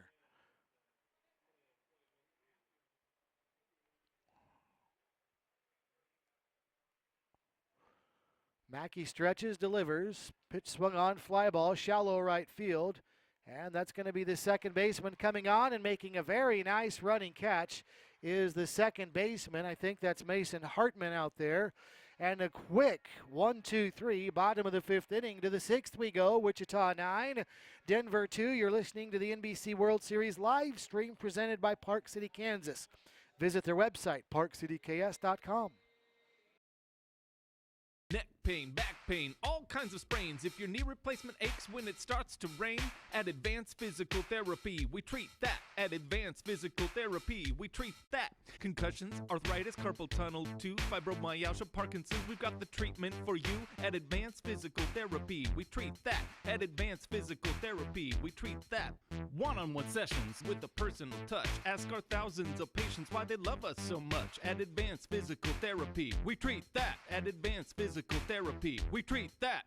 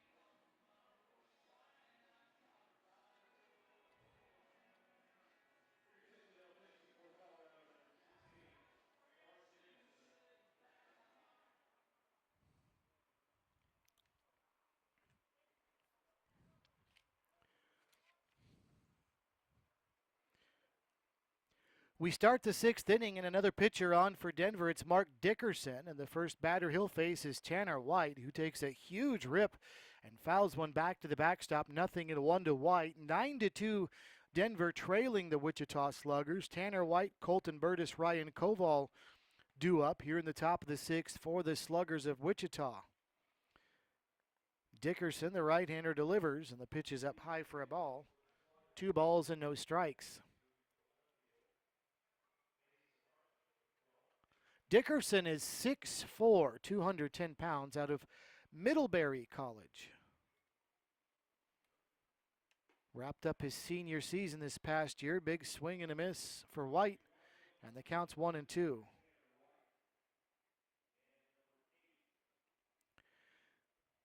Dickerson appeared in 7 games for Middlebury this past season. Total of 9 innings pitched is all, and an earned run average of 12. He struck out 5 on the season. He's out of Bristol, Vermont, as the pitch is high and away for a ball. 2 balls and 2 strikes, the count to Tanner White. 9-2, Wichita leading Denver. And the pitch to White rips this one to right field, but right at Familia, who started back a couple steps, then in, and makes the catch, 1 away. So up to the plate will step Colton Burtis. Hutchinson and the 316 Elite will follow here on the NBC World Series channels for both YouTube and Facebook. We'll have the action of each and every game where you're watching it now, Facebook or YouTube. First pitch to Colton Burtis swung on. Fly ball, shallow left field. Coming on is McClellan. Diving makes a great catch in shallow left center field. What a catch by McClellan. In and to his left. And a head first dive to make that nice catch. And 2 up, 2 down here in the top of the 6th inning. So with nobody on and 2 outs, here's Ryan Koval. First pitch to Koval, high and tight for a ball. Koval, the big bases clearing double in the 3rd inning. Part of a 5-run third for Wichita. Pitches down low for a ball. It's now 2-0.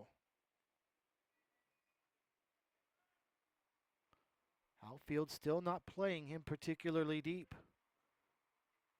And the pitch, fastball outside edge. 3 balls and a strike is the count now.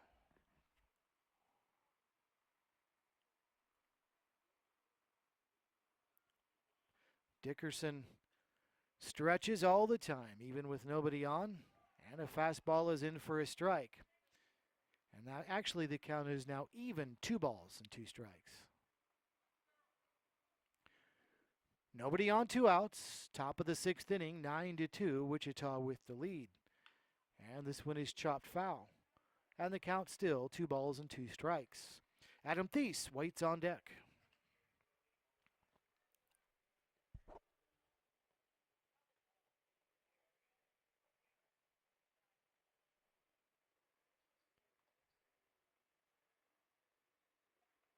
That one bounces in. And the count's now full at 3-2.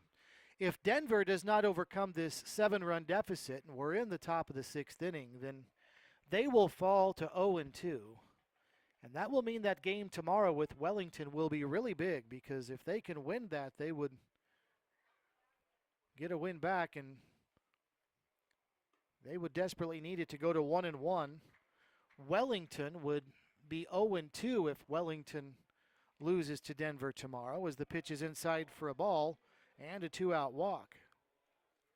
So if Denver can, even if they don't win this, defeat Wellington tomorrow night, they would be 1-1. Wellington would be 0-2. And Denver would be able to survive and move on to that 8-team tournament starting on Tuesday. First pitch to Adam Thies is in there for a strike, 0-1. Again, it's the top 2 teams in the 4 pools. Each pool only has 3 teams. So as long as you don't finish in third, you qualify for Tuesday. There goes the runner. The pitch is high. The throw down to second's going to bounce in late. Good job of scooping it up by Wilbur and keeping it from getting beyond the bag, but a stolen base for Ryan Koval. So with 2 outs, runner at second for Thies, and the count at the plate's 1 ball and 1 strike. Big swing. This one fouled back to the screen by Thies, and it's 1-2. Beautiful day for baseball in Wichita. Plenty of clouds above, but none of them threatening with rain. A breeze out of the south, but a lot of blue sky as well. We started with a temperature right at 90 degrees. Pitch bounces in, and the count's even now, 2 balls and 2 strikes. There for a while here in Wichita, back in May and June, it seemed like it was raining about 6 days a week. And then in July, we've had not much rain at all. And it's been really warm as of late. It's cooled off a bit the last few days. From the mid to high 90s at times down to the low 90s and high 80s. Right about where we are right now. Runner goes to third now. The pitch is high and tight. Easily down to third base, Thies. So now the count's 2-2. Or excuse me, that's Koval at third. This all started with 2 outs. Koval the walk. And now he's made his way to third. And this one high and tight. The count's now full to Thies. It's 3-2.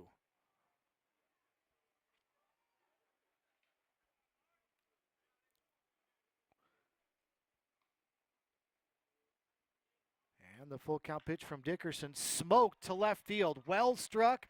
This one is going to bounce over the fence on a hop. That'll be a ground rule double. It'll get a run home. It's now 10-2. Wichita has the lead as Thies smokes one to left. And on this turf, it bounces hard and over the fence for an RBI ground rule double that scores Koval from third. And now an 8-run lead for Wichita. And once again, the outfield for Denver, particularly with this wind, not playing particularly deep, and it seems as if that one might have been catchable had they been playing a little bit deeper. It might not have been, but just a little surprised at how shallow these Denver outfielders are playing. And that was proof again that they might well be too shallow. Daniel Davila's at the plate. First pitch was a ball. Now he takes a strike. Actually, Wichita is sending a pinch hitter here. It's Jory Faber. So Faber, the pinch hitter for Davila and then Lopez, each were the DHs earlier in the game, and now Faber's getting his chance. And a weak little bouncer out to short, fielded by Wilbur, throws to first in time. A 6-3 putout, side retired. But another one for Wichita. Here in the 6th, the Sluggers 10, Denver 2. You're listening to the NBC World Series live stream presented by Park City, Kansas. Visit their website, parkcityks.com. The Kansas Humane Society is a community resource for pets and people dedicated to enhancing the welfare of all companion animals. We offer an array of services that promote the human and animal bond, including pet adoption, dog training, behavior consultation, pet supplies, outreach, spay and neuter, end-of-life services, field trips, and community outreach.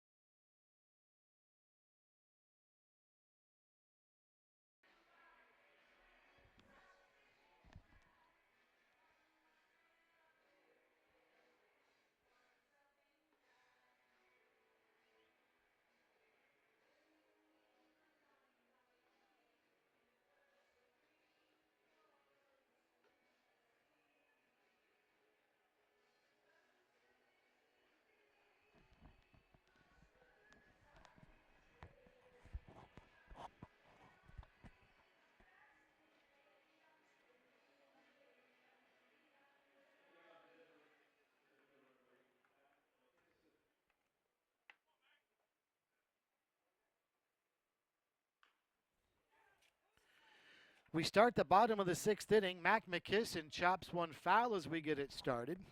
So nothing in 1-2 McKisson here in the bottom of the 6th inning. He's due to have Christopher Santana and Judah Wilbur follow. 3, 4, and 5 for Denver, trailing the Wichita Sluggers by the score of 10-2. Wichita has out-hit Denver 7-2 and outscored them 10-2. Through the stretch goes Mackey, and the pitch bounces in. And the count is now 1-1 strike to McKisson. McKisson is 0 for 1. He had a sacrifice fly back in the first inning. Scored the first run of the game. But then he struck out in the third. Here he chops one foul. And the count is now 1-2 strikes. Two pitchers warming up down in the Wichita bullpen, as the Sluggers have a pair of right-handers getting loose, as this one bounces in. Jack Mackey, though, since coming on in the third inning, has been very good. He came on to strike out each of the first two batters he faced in the third inning and got Wichita out of a little bit of a pickle and allowed one base runner in the fourth inning, retired the side in order in the fifth. Here he just threw a ball. The count's now full to McKisson. 3 balls and 2 strikes. Mackey stretches and delivers, and the pitch swung on. Bouncing ball over to first, fielded by Jones. He'll win the foot race to the bag. A 3 unassisted to start the bottom of the 6th inning. And there's one away for Christopher Santana.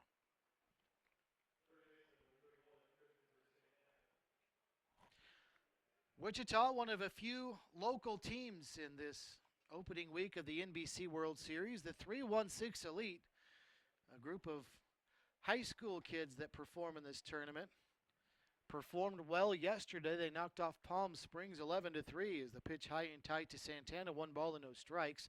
The Derby Twins from right down the road in Derby knocked off Jasper, Indiana's Reds 7-1 yesterday.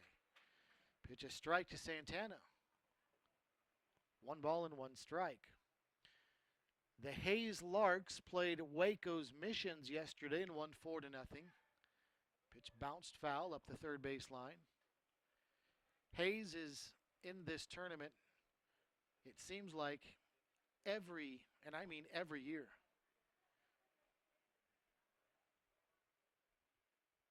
And those were your 4 games yesterday in addition to Wichita's win over Wellington.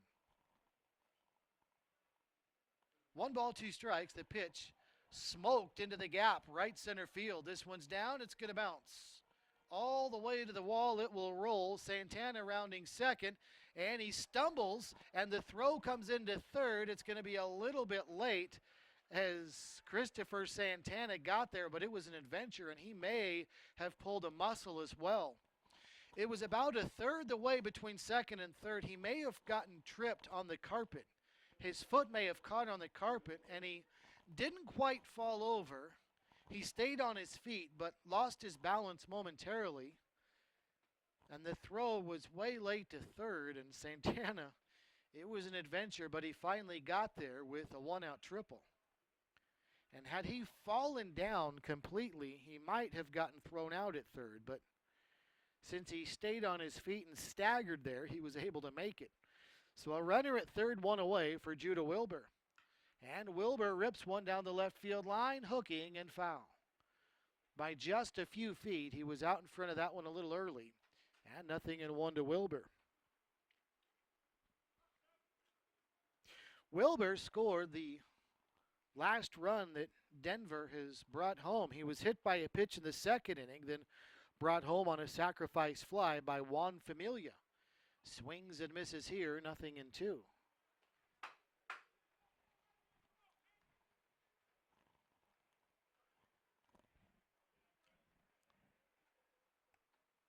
Right-handed batter, right-handed pitcher, and the pitch swung on, bouncing ball. Nice back count out at second. The throw to first in time for a 4-3 putout. Wichita doesn't mind the run scoring, up by 8. And so now a 7-run lead for Wichita. It is now 10-3.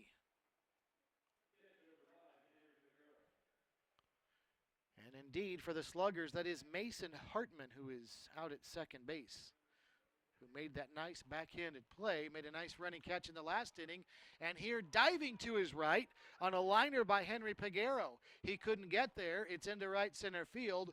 Peguero's going to trot into second base with a 2-out double. Well, just as I was talking about Hartman, he had another chance, but that one quite a bit more difficult. He dove to his right and couldn't come up with it. A line drive double to right field for Henry Peguero. So a runner at second, 2 outs for John Strotz.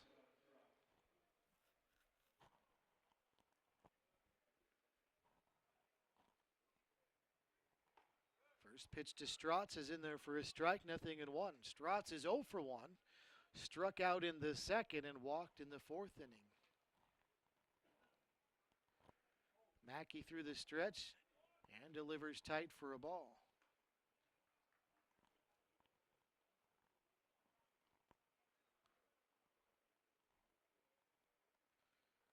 Mackey set and delivers, and this one swung on, fouled back to the screen.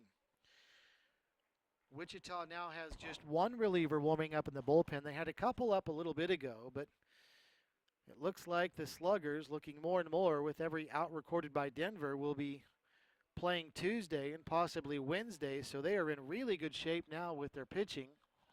They'll get some rest and letting Mackey get another inning. Mackey was walking off the mound after that pitch. He thought it was strike 3, but he did not get the benefit of the call.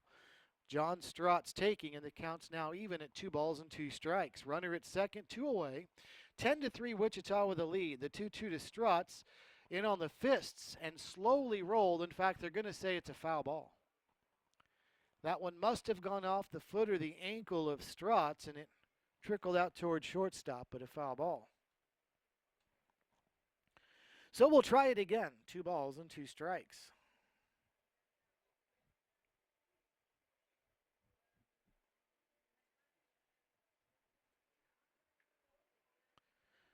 Through the stretch goes Mackey, and the pitch home in tight.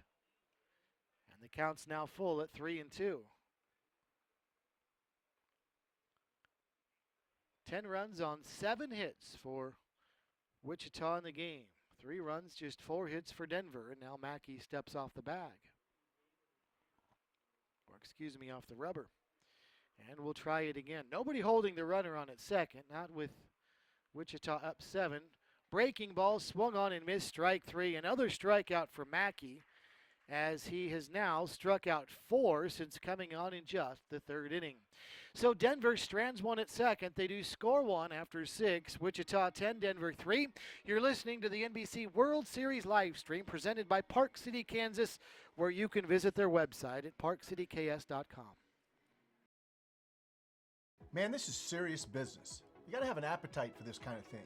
You gotta have a hunger to succeed.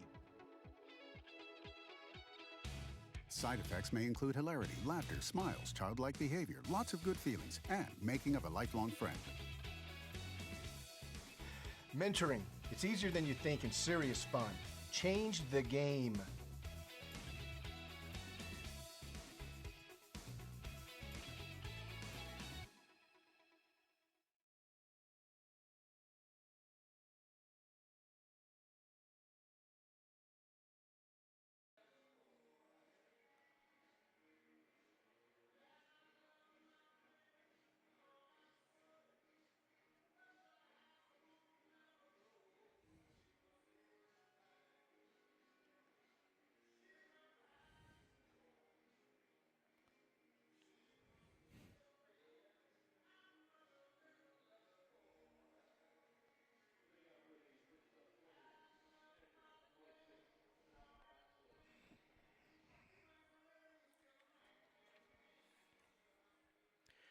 Zach Baxley will lead off the top of the 7th inning for Wichita. Sluggers leading Denver 10-3. And the first pitch to Baxley is a breaking pitch in there from Mark Dickerson. It's a strike, 0-1. Baxley, Josh Jones, and then the number 9 spot for Wichita here in the inning. As the pitch to Baxley is outside for a ball. 1 ball and 1 strike. I would presume that's Mason Hartman that would hit third. He's been playing the second base the last couple of innings.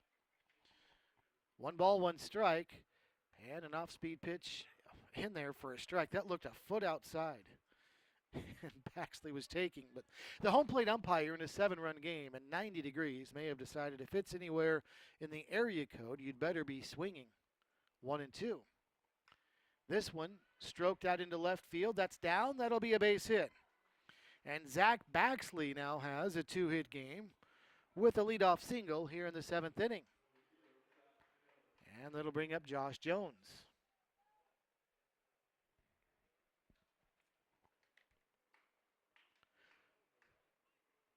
Jones flied out to right his last time up after getting a bunt down up the third baseline in each of his first 2 at-bats in the 3rd and the 4th inning.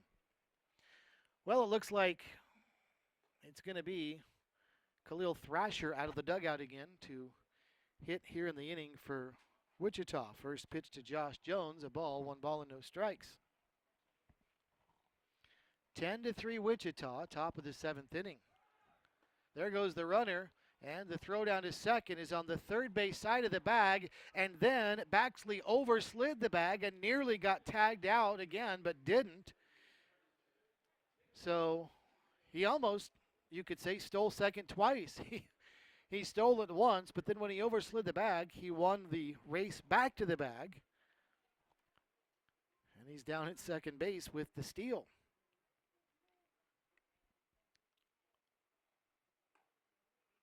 Now the pitch swung on and missed at the plate to Jones, who is ahead of the count now, 2 balls and a strike.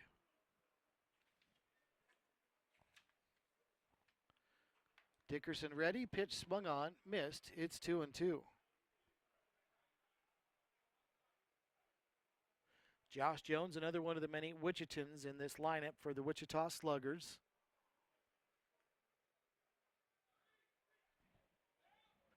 There goes the runner down to third. The throw is in plenty of time. A late jump by Baxley, and he is going to get caught stealing. 2-5 on the attempted steal to third.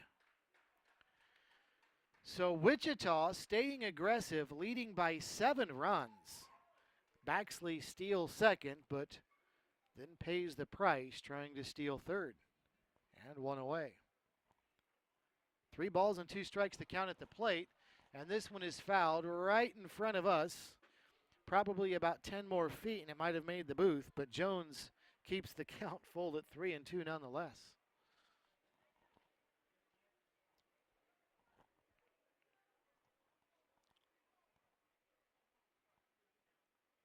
Through this stretch goes Dickerson, and the pitch swung on and missed. And down goes Jones for the strikeout, and 2 away. So here comes Khalil Thrasher. Thrasher's first plate appearance came in the 5th inning, and he walked. Was later stranded at third. So this is his first official at bat, assuming he does not walk again. And the pitch is high and tight for a ball. I mentioned all of the Kansas on this Wichita roster. Chris Lopez is from Puerto Rico. Daniel Davila is from Oklahoma. So is Colton Burtis.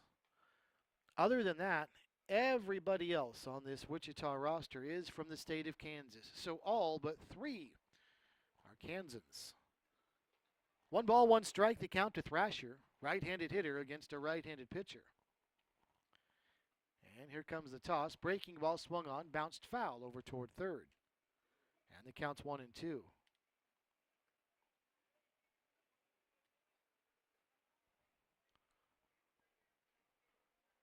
10 runs on 8 hits for Wichita in the game after the Zach Baxley single earlier in the game. Through the stretch goes Dickerson, and the 1-2 pitch home. Slow breaking ball stays a little upstairs. 2-2.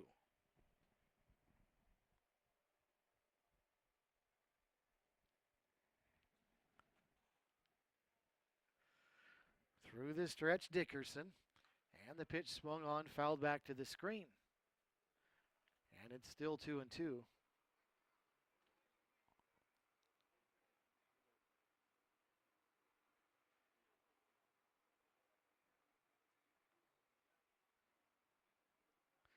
Mason Hartman is on deck as Wichita will go back to the leadoff batter next. Pitch swung on, bouncing ball to Santana. He juggles it at third.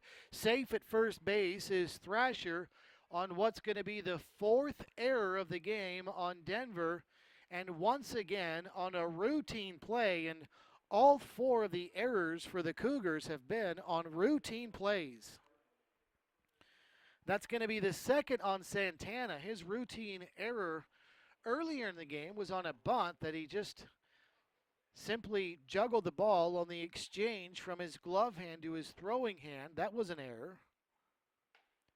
The first error of the game is Hartman takes outside for a ball 1-0. Jordan Wilbur, a routine bouncing ball to short, committed an error. And then on a throw to first on a pickoff attempt, it was a fairly routine throw, obviously, but it got away from the first baseman, Strotz. So 4 errors, all of them pretty routine plays for Denver. Pitch fouled at the screen. It's 1-1 to Hartman. And so now that is 8 errors committed by opponents of the Wichita Sluggers.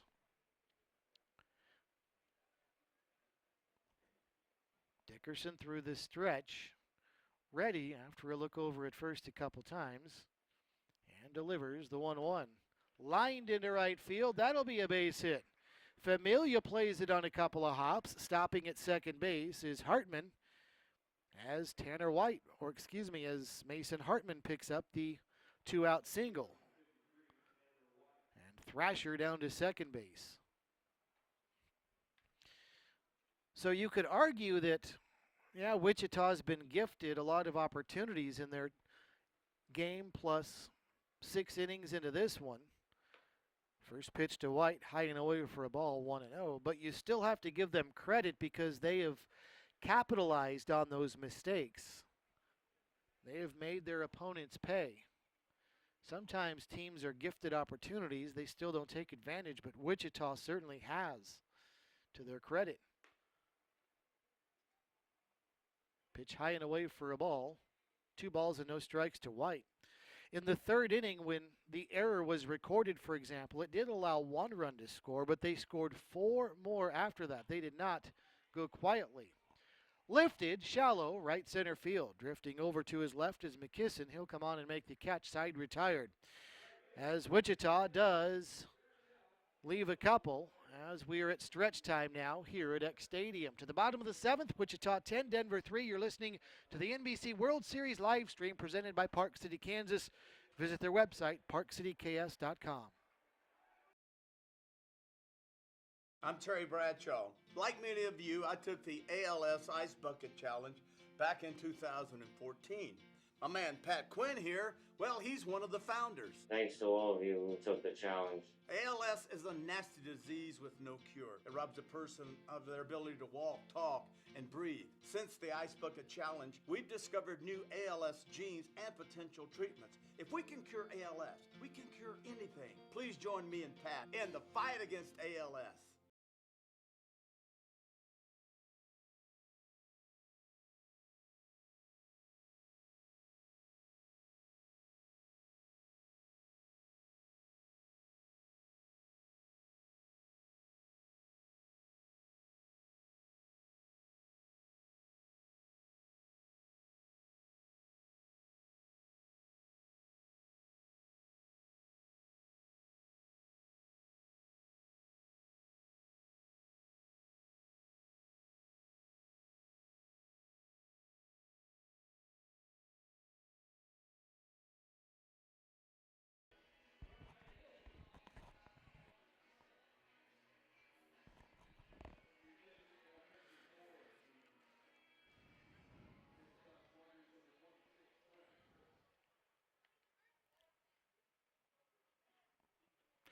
Colton Burtis is the new pitcher for Wichita. And the first man he'll face is Richard Preciado for Denver, who takes one high and tight for a ball. 1 ball and no strikes. And now Preciado grounds one out to short, fielded by the new shortstop for Wichita, who throws on to first for a 6-3 putout, and there's quickly 1 away here in the inning. Well, I had been given word that Burtis was the new pitcher, but Burtis is still out at shortstop, so check that. That was Burtis that makes the play, 6-3 for the out at first base. So one away now for Juan Familia. And Familia takes a pitch for a strike. It's 0-1. And it looks like Jack Mackey is still the pitcher for Wichita. Actually, it's Colton Crisp, so 46 instead of 45. There's the change. Colton Crisp is the new pitcher, not Colton Burtis. And the number looks similar to the previous pitcher, but it's Crisp that's out there. 0-2. He's quickly ahead to Familia. Pitch swung on, lifted, right side. Is this one going to stay in play? The wind holds it up, but Jones lost it in the sun. Well, for a while, first of all, that looked like that was going to slice into the stands, but the wind kept that from happening. But then Jones, who had a chance at it, just looked down at the turf when that one was still on its way down because he lost it in the sun. So 0-2 is staying alive is Familia. Now he takes a fastball that just misses, and it's 1-2.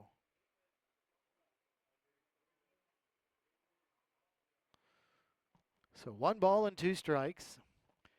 And he tried to check his swing on an inside pitch, and did, and the count's now 2 balls and 2 strikes. 10-3 our score, Wichita with the lead, bottom of the 7th inning. And the pitch swung on, bouncing ball up the middle and through for a base hit. So a 1-out single for Juan Familia, who's aboard for the first time today. And that'll bring up Jordan McClellan. 5th hit of the game for the Cougars. And Familia out at first. So we'll go back to the top of the order now with Jordan McClellan.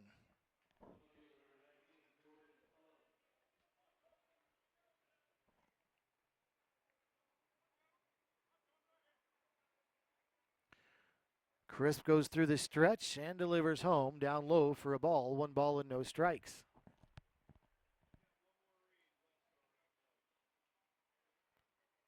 Wind still blowing pretty heavily, maybe even picked up a little bit. Out of the south, out toward left field as the pitch is down and away for a ball, 2-0. We've not seen any home runs today. We have seen a couple of deep shots, both hit by Wichita. One to straightaway center that hit the fence on the wall on the fly, and then a ground rule double was hit down to left. This one is pretty well struck by McClellan to center, backing up his Koval, who tracks it down right at the warning track for a long fly ball to center. So right on cue, McClellan hits one pretty deep, but tracked down for the second out of the inning. Now a runner at first, 2 away for Nick Schiffner.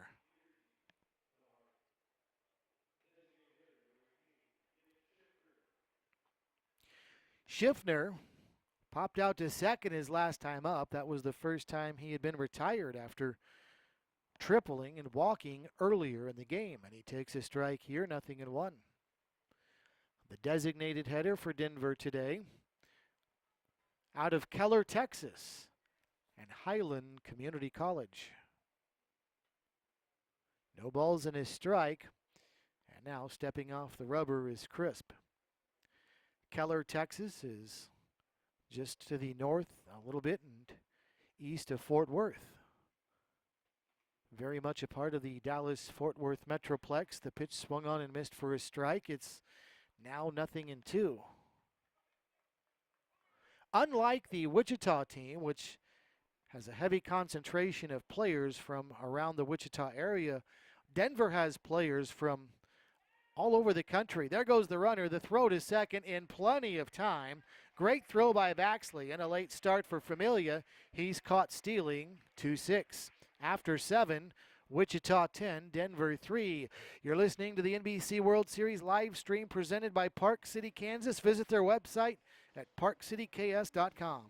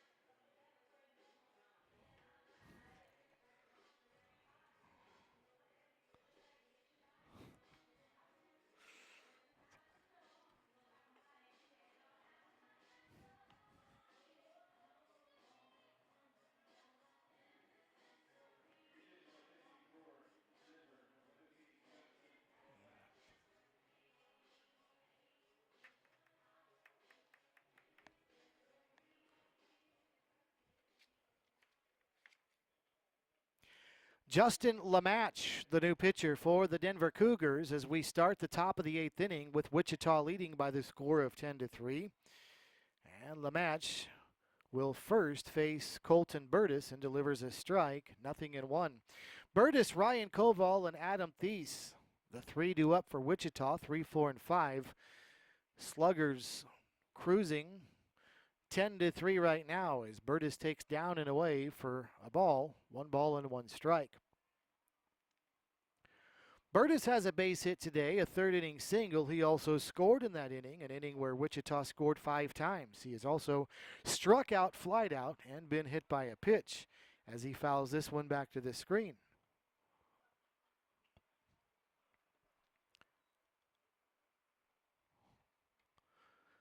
Wichita has yet to get to the 10-hit mark. They've gotten to the 10-run mark, but 10 hits or 10 runs, 9 hits. Slow breaking ball, sliced foul down the right side. 1 ball and 2 strikes, the count to Burtis.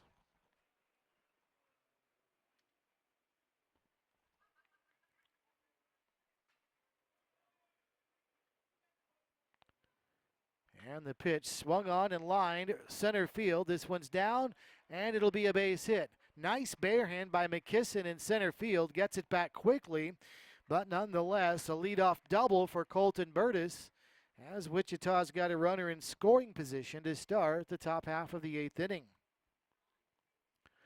Well, Burtis hit that one to the left of the center fielder McKisson, who went back into his left, and on this turf, it took a high hop, and McKisson just reached up with his bare throwing hand and caught that one off the single hop and then whipped around and quickly got it back to the infield. So he did a good job tracking that one down on a hop and getting it back because it could have easily been a triple for Burtis. A swing and a miss to Ryan Koval, 0-1. And this ballpark with this fast turf does see its fair share of triples, but McKisson did a good job of holding that to a double. 0-1 to Koval, and the pitch. That one bounces in, a breaking ball, 1 ball and 1 strike.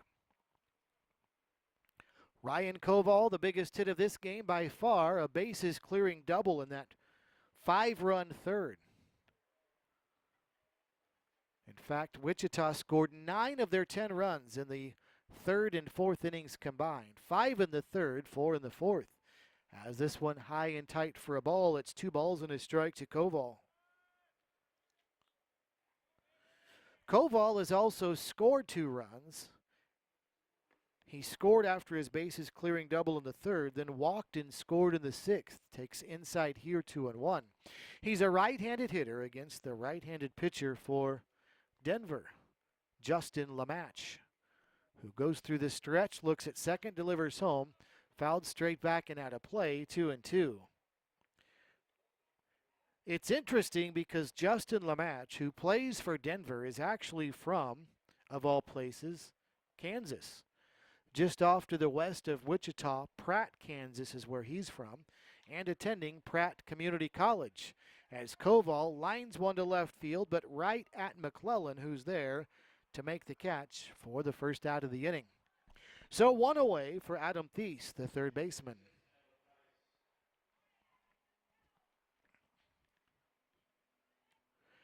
Thies has a double in the contest and a couple of RBIs. He's 2 for 3, and he has been aboard in each of his last 3 plate appearances. Time has been called behind the plate as Henry Piguero, the catcher, is got some equipment issues. Home plate umpire is taking a look, and now we're ready to go. But Thies, after grounding out to second in the second inning, had an RBI single in the third, was hit by a pitch in the fourth, then an RBI double in the 6th. A strike here, and he's down in the count, 0-1. So he's had a busy day offensively and a chance to bring home another run with a base hit to the outfield here. Pitch swung on, bouncing ball to third, fielded by Santana, throws to first in time. Good job by Santana there, who's had his shaky moments.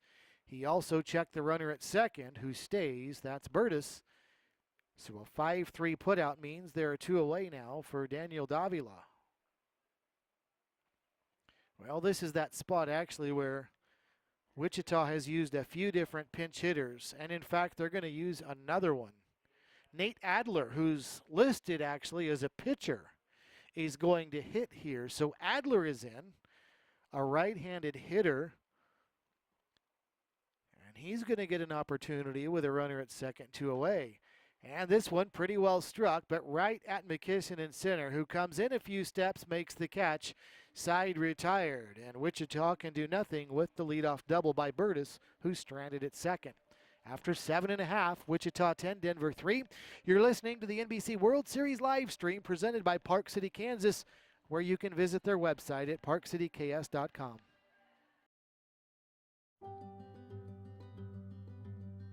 What do you see? I see my daughter, a strong and independent woman, a skilled expert, living her life, and an inspiration to others. What do you see?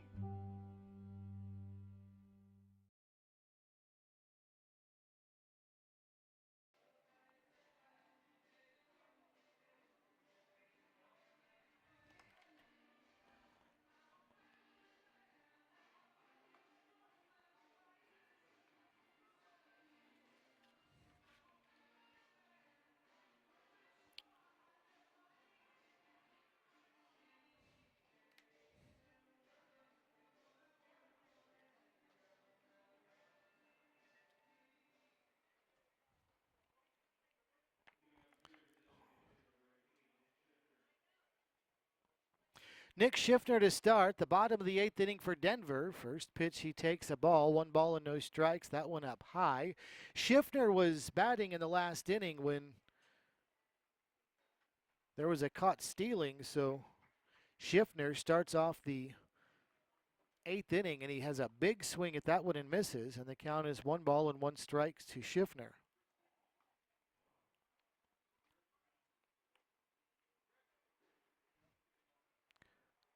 Now the count's 2-1. Working quickly, Colton Crisp for Wichita, and now he misses, and the count's 3-1. Crisp was just that when he came on in relief in the last inning. Very crisp. Worked quickly, 3 strikes, but down in the count here, 3-1. And now sends one home that swung on and fouled straight back out of play. And the count is full at 3-2. Schiffner, Mac McKisson, Christopher Santana, 2, 3, and 4 due up here in the bottom of the 8th for Denver, who's running out of outs, trailing 10-3 in the bottom of the 8th. Another one foul out of play. Schiffner's a nice player. He is having a good at-bat here, fouling off pitches, and had that second inning triple, walked and stole a base in the 3rd. Staying alive here, 3-2. And this one popped up behind the plate. Does Baxley have room? He does. Off with the mask and makes the catch for the first out of the inning. So 1 away for Christopher Santana. And it looks like Denver will have a pinch hitter come up. Nope, Max McKisson is in. So McKisson, the center fielder, is in. Takes the first pitch, a fastball. It's 0-1.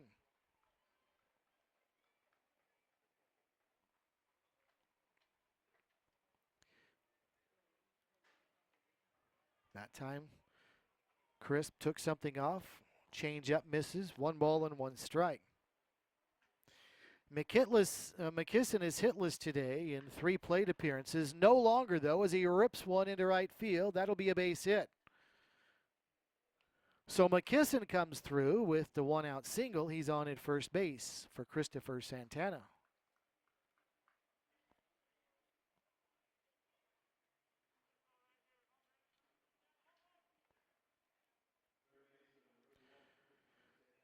Santana had a triple his last time up. It was to the gap in right center field.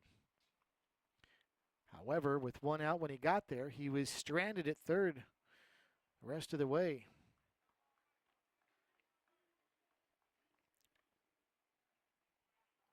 Takes for a ball, 1 ball and no strikes.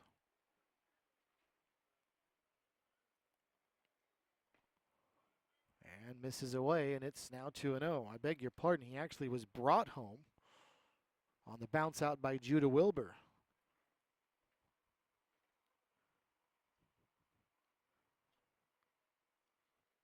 Well, when there have been 13 runs and 16 hits, sometimes the score sheet can lie to you a little bit, but he did score after his triple. He takes a strike here, and it's now 2 balls and a strike.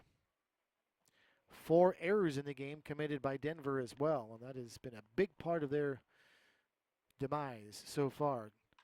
Lined into center field, that'll be a base hit. Stopping at second base will be McKisson on a hard hit single by Christopher Santana, whose bat has come alive after a ground out and a strikeout. 2 hard hit base hits his last 2 times up, a triple and a single. And now Denver with something cooking here. First and second, 1 away. We are in the bottom of the 8th inning, and Denver is trailing 10-3. So here's the shortstop now, Judah Wilbur.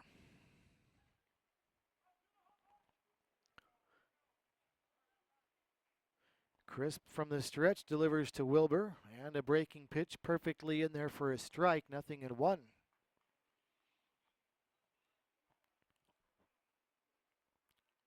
Crisp working quickly, fires home. Another breaking ball lifted into center field. Koval backpedaling under it, makes the catch. 2 away. Santana will stay, or excuse me, McKisson will stay at second base. So not deep enough to send the runner from second to third. 2 outs now, and it'll be up to Henry Peguero to try to keep the inning alive for Denver. And Denver's going to need a couple of big innings, or one really big one in the 9th if they don't get anything done here. They trail 10-3 down to their final 4 outs of the ball game, as Peguero showed bunt there, but then takes a strike, 0-1.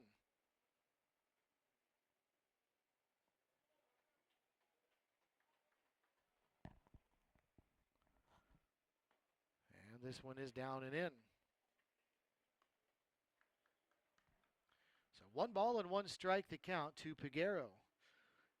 He's got two hits on the day in 3 plate appearances, a single and a double sandwiched in between that, a 4th inning ground out.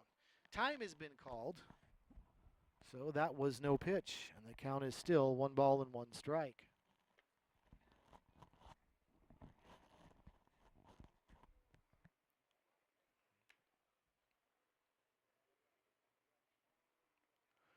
Through the stretch, Crisp not looking at the runners, not up by 7 runs. They get their leads. The pitch swung on, fouled back out of play.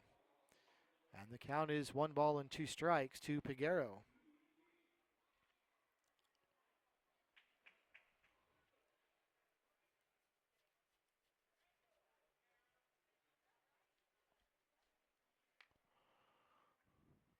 One ball, 2 strikes, and another one in there for a strike. It's called strike 3. Peguero doesn't like that. Looks back at the home plate umpire, who's had a pretty wide zone today, and Denver strands 2.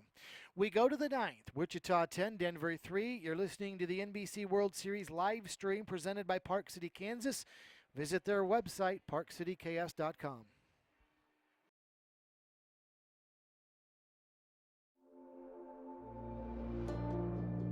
What do you see? I see a new day. To continue my journey, riding towards my goal. To create the life I've always wanted. I do what it takes. And now I ride to my dream job. What do you see?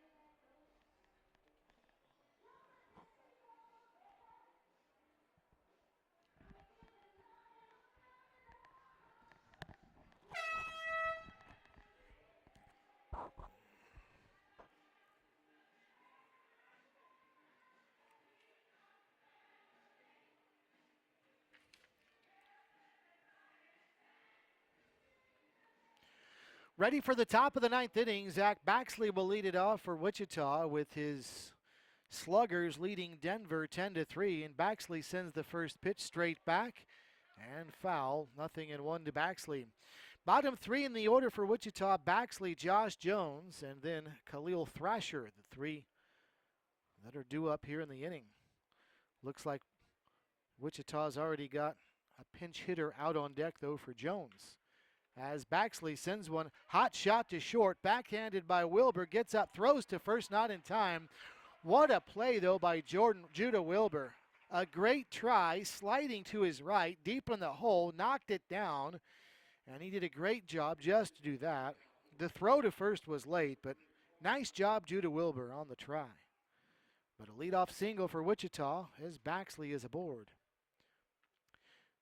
So Coy Duft is going to be the pinch hitter for Wichita. So Duft, who's out of Derby, Kansas, right down the road, will swing and send the first one back to the screen. 0-1. So Duft is hitting for Josh Jones, the first baseman.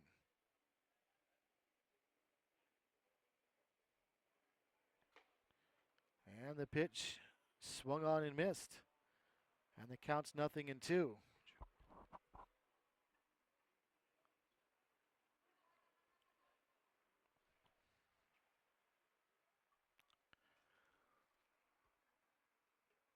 The 0-2, strike three called as Duft is caught looking. And his plate appearance was quick, 3 pitches, down he goes. So 1 out now for Khalil Thrasher.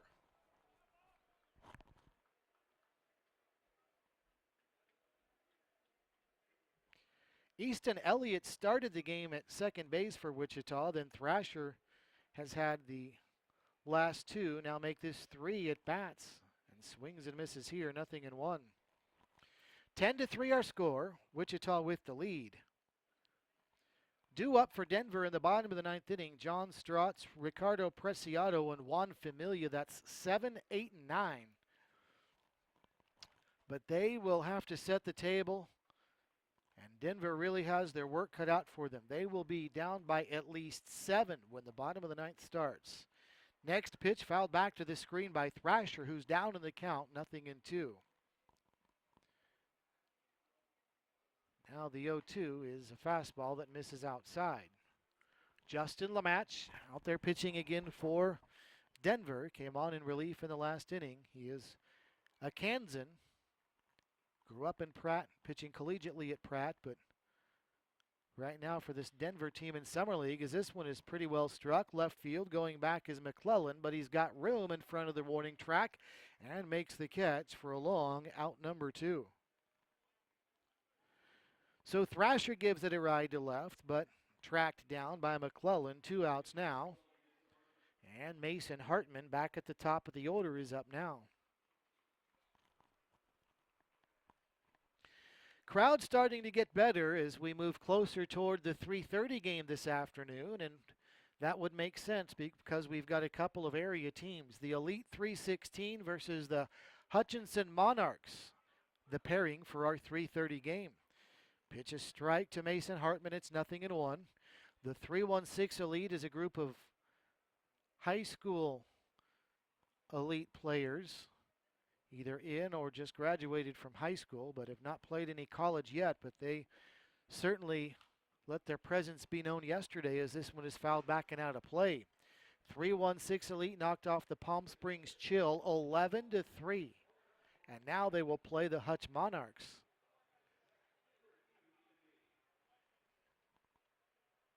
Hutchinson did not play yesterday, so today is their first day of action. 0-2, the count to Hartman.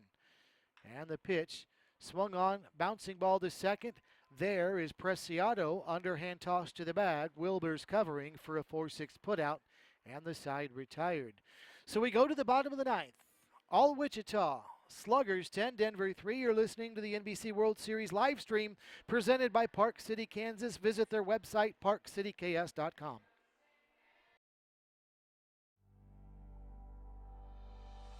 No one should live a life burdened with type 1 diabetes. And the day is coming when nobody will, because we're here to cure it. And we're working to improve the lives of those affected by this relentless disease today by finding new therapies and advancing them to market, by advocating for greater access and better choices, by deepening our understanding of the disease. At JDRF, we're fighting T1D. We're making life better for those who live with it while creating a world without it.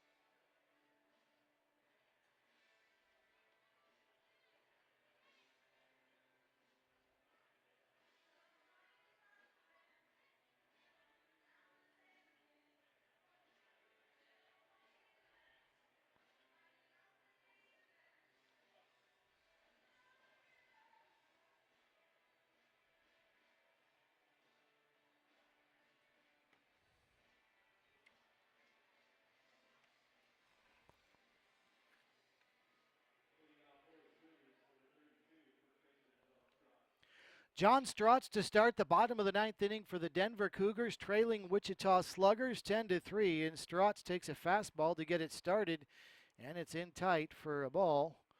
1 ball and no strikes. So Denver needs 7 to tie. And Strotz takes another fastball inside. He's ahead in the count, 2 balls and no strikes. Easton Connard is the new pitcher for Wichita, a right-hander out of Andover, Kansas, just off to the east of Wichita. He's a 5'11", 150-pounder. He is very thin out there, and he's down in the count 3-0. And delivers a strike on the inside edge, 3-1. So a little guy that can pack a lot of heat with the pitch. Down in the count, though, 3-0, and delivers a strike on the outside corner. So a good job by Connard of battling back now. It's 3-2.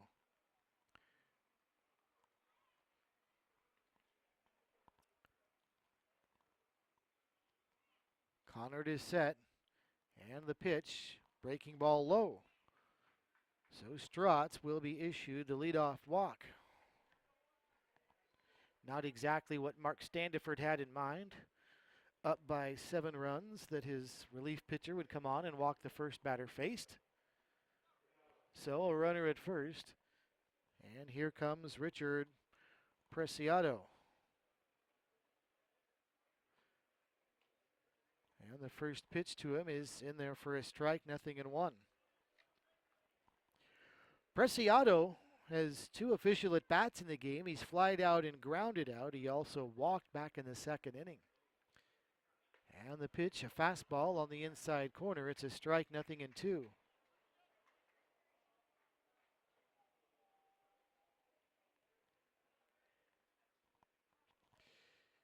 Connard stretches. Now time is called at the plate. With Connard ahead in the count, no balls and 2 strikes. Denver has 7 hits on the afternoon, but 3 runs to show for it. No balls, 2 strikes, and the pitch. He took something off. Good job by Preciado to stay alive as he fouled it back to the screen. A big part of the problem for Denver today is in the error column. They have committed more errors than they've scored runs. They've committed 4 errors but only scored 3 times. And when you commit more errors than you score runs, there's about a 99.999% chance you're going to lose that game. And that's what's happened here today. Pitch swung on, fouled back to the screen, and it's 0-2.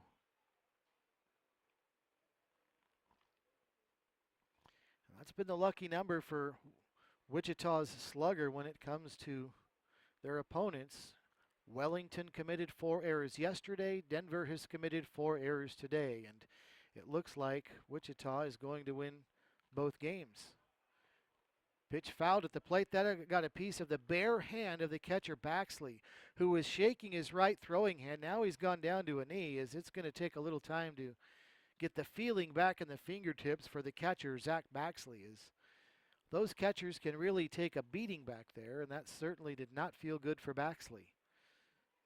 The trainer for Wichita is taking a look right now, and Baxley's going to have to stretch out the fingers, and for a second there, it looked like the first baseman for Wichita, who, by the way, is a new one, was going to go get the catcher's gear on. But that doesn't appear to be the case.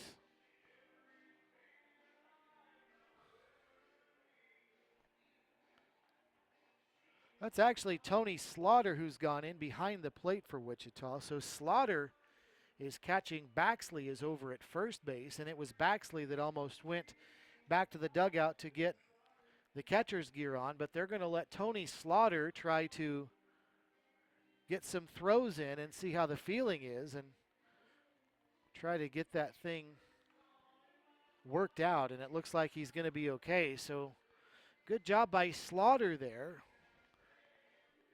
I'm shaking it off, and he'll stay in the game.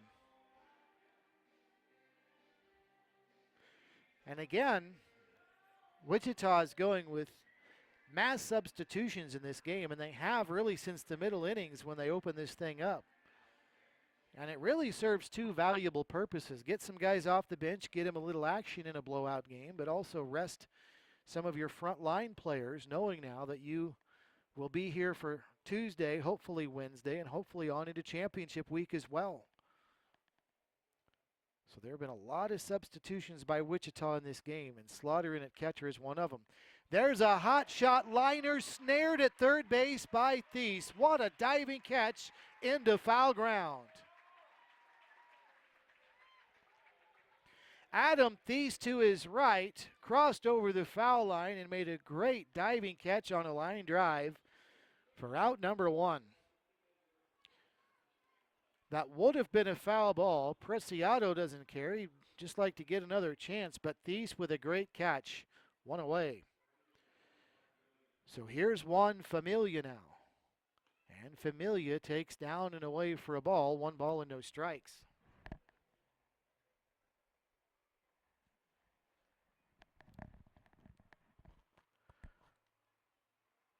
Through the stretch goes Connard, and this pitch is away for a ball.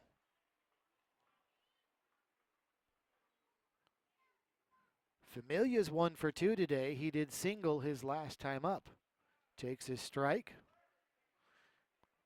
He was caught stealing after his single in the 7th inning. He is ahead on the count here, 2 balls and 1 strike. And that one in there for a strike to even things up at 2-2.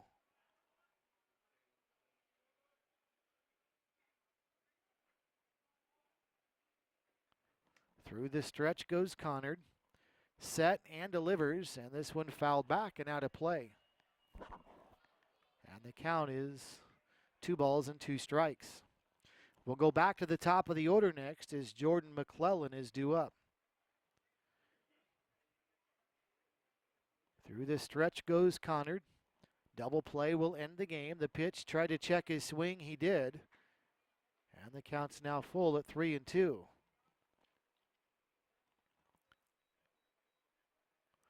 Denver with single runs in the 1st, 2nd, and 6th. And that's been it. Popped up foul behind the plate, out of play. The count remains full at 3-2. And somebody in the stands must have made a nice catch below us. Got a round of applause from the fans. The count remains full, 3-2.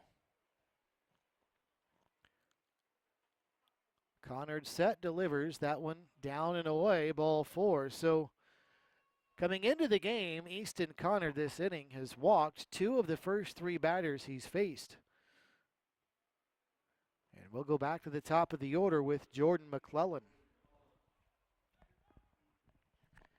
The only out recorded so far was the great diving catch by Adam Thies over at third base. On the liner, foul by Ricardo Preciado. So McClellan steps in with runners at first and second, one away, takes a fastball on the inside corner, a strike, 0-1. Been a quiet day for the leadoff hitter for Denver. He is 0 for 4. In fact, he has flied out all 4 times. No ground outs, no strikeouts, all flyouts. Outside corner is strike at 78-2. And only one of Jordan McClellan's flyouts has been out of the infield. A 7th inning flyout to center. He's got a pair of flyouts to second and a pop out to first as well. Down in the count, 0-2 to the right-handed batter against the right-handed pitcher.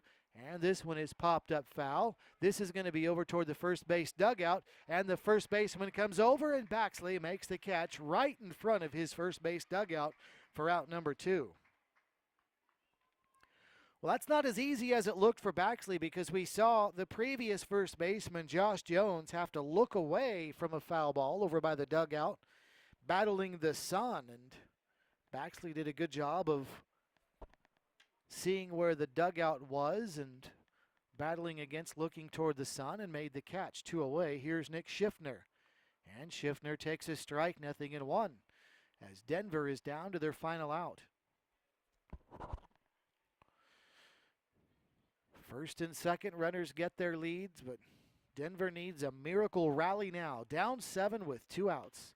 Pitch popped up over on the left side.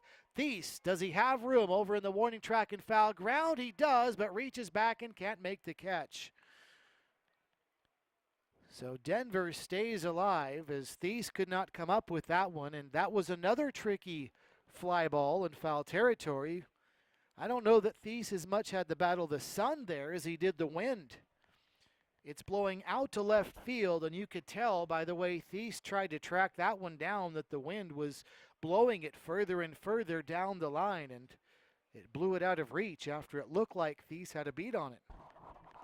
The wind is about 20 miles an hour out of the south towards left field. No balls and a strike. The count to Schiffner, who gets new life. Takes down and away, but Denver needs a lot of life. Down by 7 with 2 outs. Bottom of the 9th inning. 10-3 is our score. Denver has been outscored 10-1 since they had a 2-run lead after 2. Connard through the stretch, pitches home, swung on, bouncing ball, and this is into the gap at short, and a diving play at short by Burtis, but he can only knock the ball down. But he will not get an out anywhere. And it'll be an infield base hit for Nick Schiffner. So the runners all move up. Down to third goes Strotz. Down to second goes Familia. On the infield hit for Nick Schiffner, who now has 2 hits on the day. And Mac McKisson will step up to the plate. So that prolongs the bottom of this 9th inning. The bases loaded, 2 away, as McKisson is in. Even with a grand slam home run here, Denver is a ways away from getting the tying run to the plate as McKisson swings and misses, 0-1.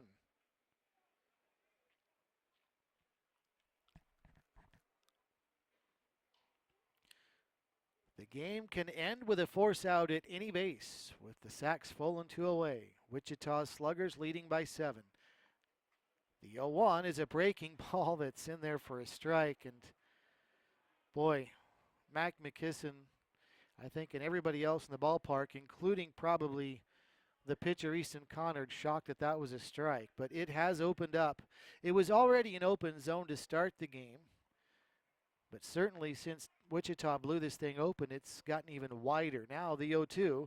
One hopper right back to Connard. Gets a glove on it, knocks it down, throws to first, and that's the ball game.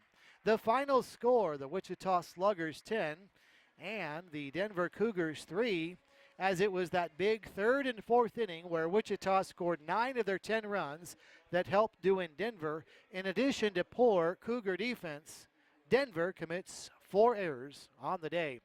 So Wichita will play Tuesday night as they get a chance to play in the single elimination tournament. Will it be Wellington or Denver that does as the other team from Pool B? We'll find that out after tonight and tomorrow night. But we're done here. Our final score, Wichita Sluggers 10, Denver 3. Stay tuned for our next game as the Hutch Monarchs will be taking on the 316 Elite. That game about 30 minutes from right now. You're watching the NBC World Series on YouTube presented by Park City, Kansas. You can visit their website at parkcityks.com. Now Steve Strain saying so long from X Stadium.